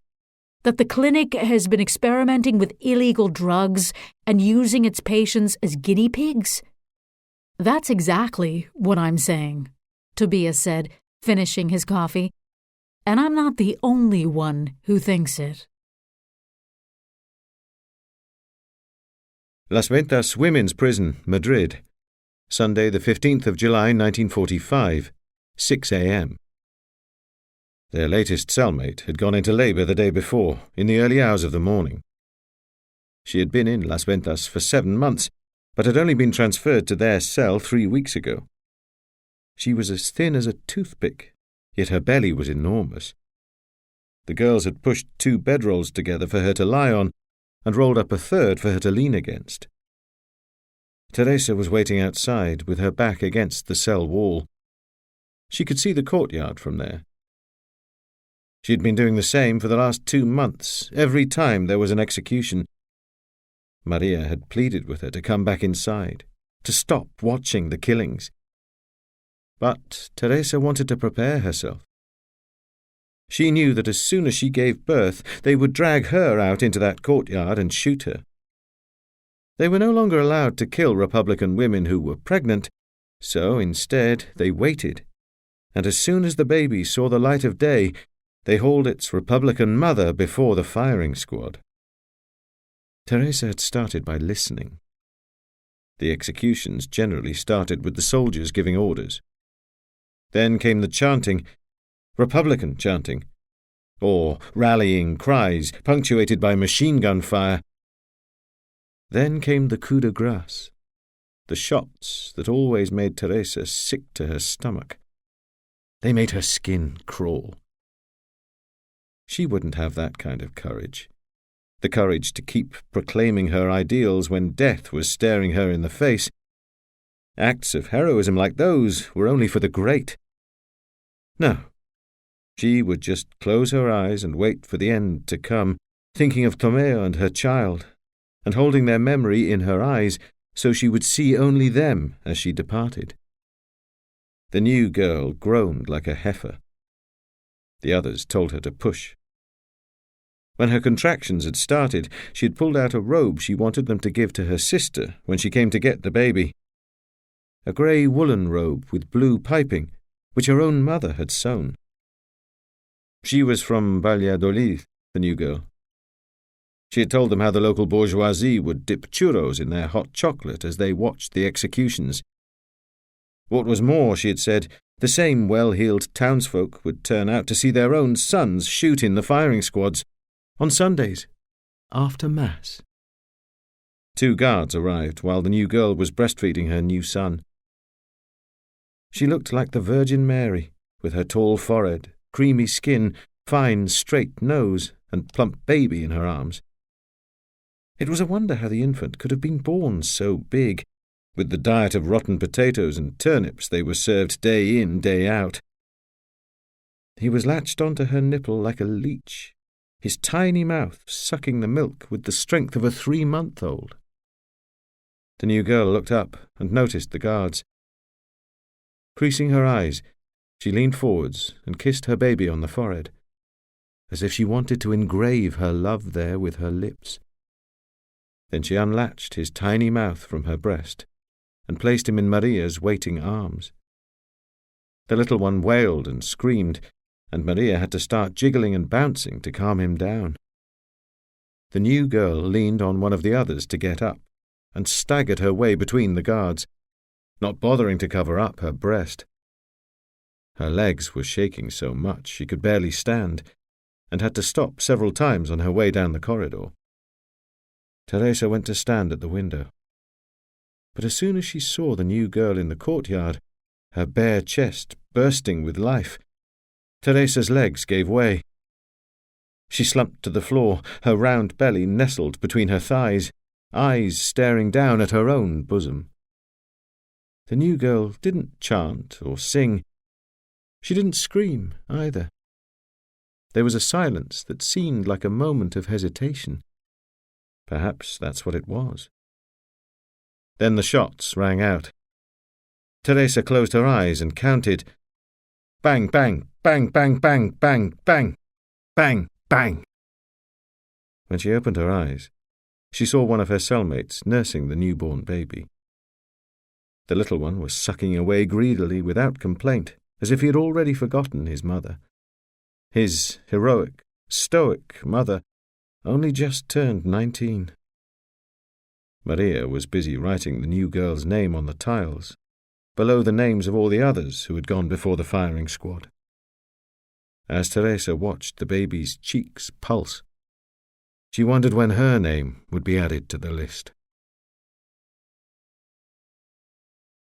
Gothenburg, home of Albin Månsson, Monday, the 5th of December, 2016, 10:30 a.m. The door opened to reveal a slender young man with long chestnut hair coiled on the top of his head. Seriously, a man bun? Olofsson thought, looking Louise's boyfriend, Albin Månsson, up and down. Soon these arseholes are going to be slapping on lipstick. He pulled himself together. Good morning. I'm Detective Olofsson, and this is my colleague, Emily Roy. Albin shook their hands without a word, the briefest smile of courtesy on his lips. He turned on his heels, and Olofsson and Emily followed him to the living room and made themselves comfortable on an L-shaped sofa.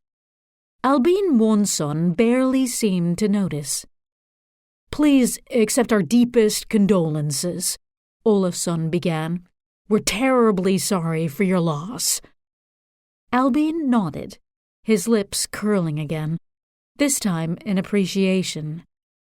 We have some questions to ask you about Louise and her family. All right. Yes, of course, he agreed, every letter of his words seeming to fray at the seams. A woman hurried into the room and cantered over to the investigators with an outstretched hand. I was just calling my neighbour to ask her to feed the cat, sorry, she said, all of a fluster. I'm Esther, Albin's mother. I should have been home yesterday, and... She closed her eyes and breathed a long sigh. I was the one who took your call, Detective Olofsson, she explained, taking a seat on the sofa next to her son. Olofsson tipped his chin in acknowledgement. I was just about to ask Albin to tell us about the evening you had dinner at the Lindbergers' house. Her son's pale blue eyes wandered to the dozen or so boxes piled up in one corner of the room. Had Louise just moved in with you? Emily asked, in English, discreetly tapping Olofsson's thigh with the back of her hand. He was happy to let her lead the way. I'm sorry, I don't speak Swedish yet, Emily explained, her expression now the picture of empathy. No problem, Albin replied. I work in English, and Mum always used to speak to me in English when I was growing up. I was raised by a British nanny, Esther explained, and it seemed so important that he learned a foreign language from an early age. I won't bore you with how much that used to get on my husband's and in-laws' nerves. Albin's gaze had strayed back to the pile of moving boxes. We were supposed to be unpacking her things when I got back, he suddenly blurted, as if to himself. Emily wanted to give him time to savor the moment, to breathe in the essence of Louise while her scent and touch were still fresh in his heart, while her memory still filled him as much as her presence had. while he felt as if he could still embrace the one he'd lost. "Had you known each other for long?" she asked. 3 years. We met in Copenhagen, through SKF. She's in communications and I'm an engineer. I got a transfer to Gothenburg a few months ago, and Louise was joining me here." Creases spread across his forehead. He swallowed and rubbed his throat. "Was the dinner at the Lindbergs for a special occasion?" Emily continued. "My mother hadn't met Louise's family yet, and since she was coming to spend a few days with us, it seemed like the ideal opportunity." Esther took his hand and squeezed it in hers. "Where do you live, Esther?" "In Malmö. To tell you the truth, Albin really had to twist Louise's arm to get her to introduce him to her parents, and I was starting to think I'd never get to meet them at all." "How did the dinner go?" Albin shook his head. "Fine. Nothing special, really. We had to leave early, though, because I had a flight to Tver to catch at the crack of dawn the next morning. Louise decided to stay a bit longer to go through some of her things. Obviously, I cancelled my flight as soon as I heard what had happened." "How did Göran, Kirsten, Leopold, and Louise seem to you?" "Fine. You didn't get a sense of any tension? Nothing strange? Nothing out of the ordinary?" Albin gestured a no. His mother crossed and uncrossed her legs. "What would you say, Esther?" "Oh, they seemed very nice. It was a very pleasant, enjoyable dinner." "There was nothing that jumped out at you?" Esther stole a fleeting glance at her son. "Well, I did find the atmosphere a bit tense, I suppose, between Göran and Kirsten." Albin pulled his hand away from hers and slapped his thighs. "Seriously, Mum? You're not going to start again, are you?" "I'm sorry, but yes, I have to," she insisted, shaking her head stubbornly. "You don't even know them. Who are you to judge?" "You don't have to know people to feel something's not right, Albin." "What makes you say things were tense, Esther?" Emily cut in. "They didn't say a word to one another." "What are you going on about?" Albin scoffed. "I'm telling you, they didn't talk to each other all night. We were all laughing and joking and chatting about this and that, but the two of them did not say a word to each other, I guarantee you." "And how did you find Louise, Esther?" "Louise and Leopold were both fine." "Yes, fine. Well, Leopold isn't the chatty type. He's a bit of a, what do people say these days? Geek? Hipster?" Olafsson suggested. "Yes, that's it. A bit of both. And Louise seemed happy. Still, I wouldn't say she had the best relationship with her mother." "Bloody hell, Mum!" "Well, it is what it is, Albin. No matter how much of a bee you get in your bonnet, there was no affection between them. Not everyone has to hug or kiss their child all the time to show their affection. Actions aren't the only measure of affection, Albin. There are words and looks, too." "What about with her father?" Emily asked. It was strange, as if they had never connected, if you know what I mean. But she did have a lot to say about her sister, Alienor. She was brimming with love and pride for her. The tension you mentioned, did you notice it more around any specific topics of conversation? Not really. It was more the general atmosphere. But wait a second. Göran did have a dig at his son at one point, when Albin and Louise went down to the cellar to fetch some wine, before we sat down to dinner. Albin ran a hand over his face and sniffed. What was it again? Oh, yes. We were talking about Alienor and how she was living in London now. Euron said something begrudging to Leopold, very subtly, I might add, about him not wanting to step up and take over the clinic. He gave him a compliment first, then said something like, "If only you would agree to take the helm at the clinic," and then he mentioned how Louise had left the family business a few years earlier. Olafson stiffened. Louise had worked for her parents' clinic? Did he mention the reasons why she left? Emily continued, not revealing that this was news to her, too. No, not at all, Esther replied. When was the last time you talked to Louise or exchanged messages? Emily continued, turning to Albine. I sent her a text to say goodnight when I got home, around 10.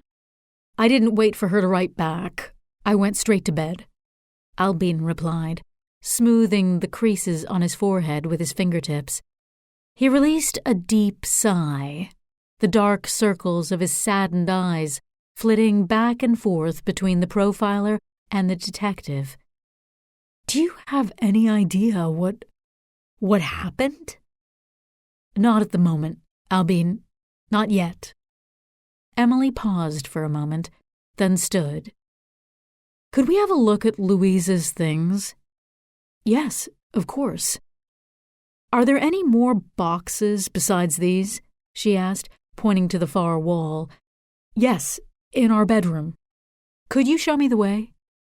Olafson stood, ready to follow them. Detective, would you kindly take care of the boxes here in the living room, please? Christian had to stifle a laugh. Any more of this politeness, and the profiler would end up choking on it. As far as he was concerned, a guy needed an instruction manual to understand any woman. But with Emily, it would take nothing less than translation software. Emily followed Albine down the hallway. He led the way into a palatial bedroom with high, molded ceilings. Did Louise talk to you about her reasons for leaving the clinic? Emily asked, kneeling beside a box on the floor. SKF basically headhunted her. Louise had always wanted to work for an engineering firm. Her work at the clinic wasn't very fulfilling. She only did it to make her father happy. Is that what she said? He gave a silent nod. Emily pulled her keys out of her pocket and used one to cut open the tape on the first box. You don't have to stay, Albine. Thanks. I'll wait in the kitchen, then. Albine.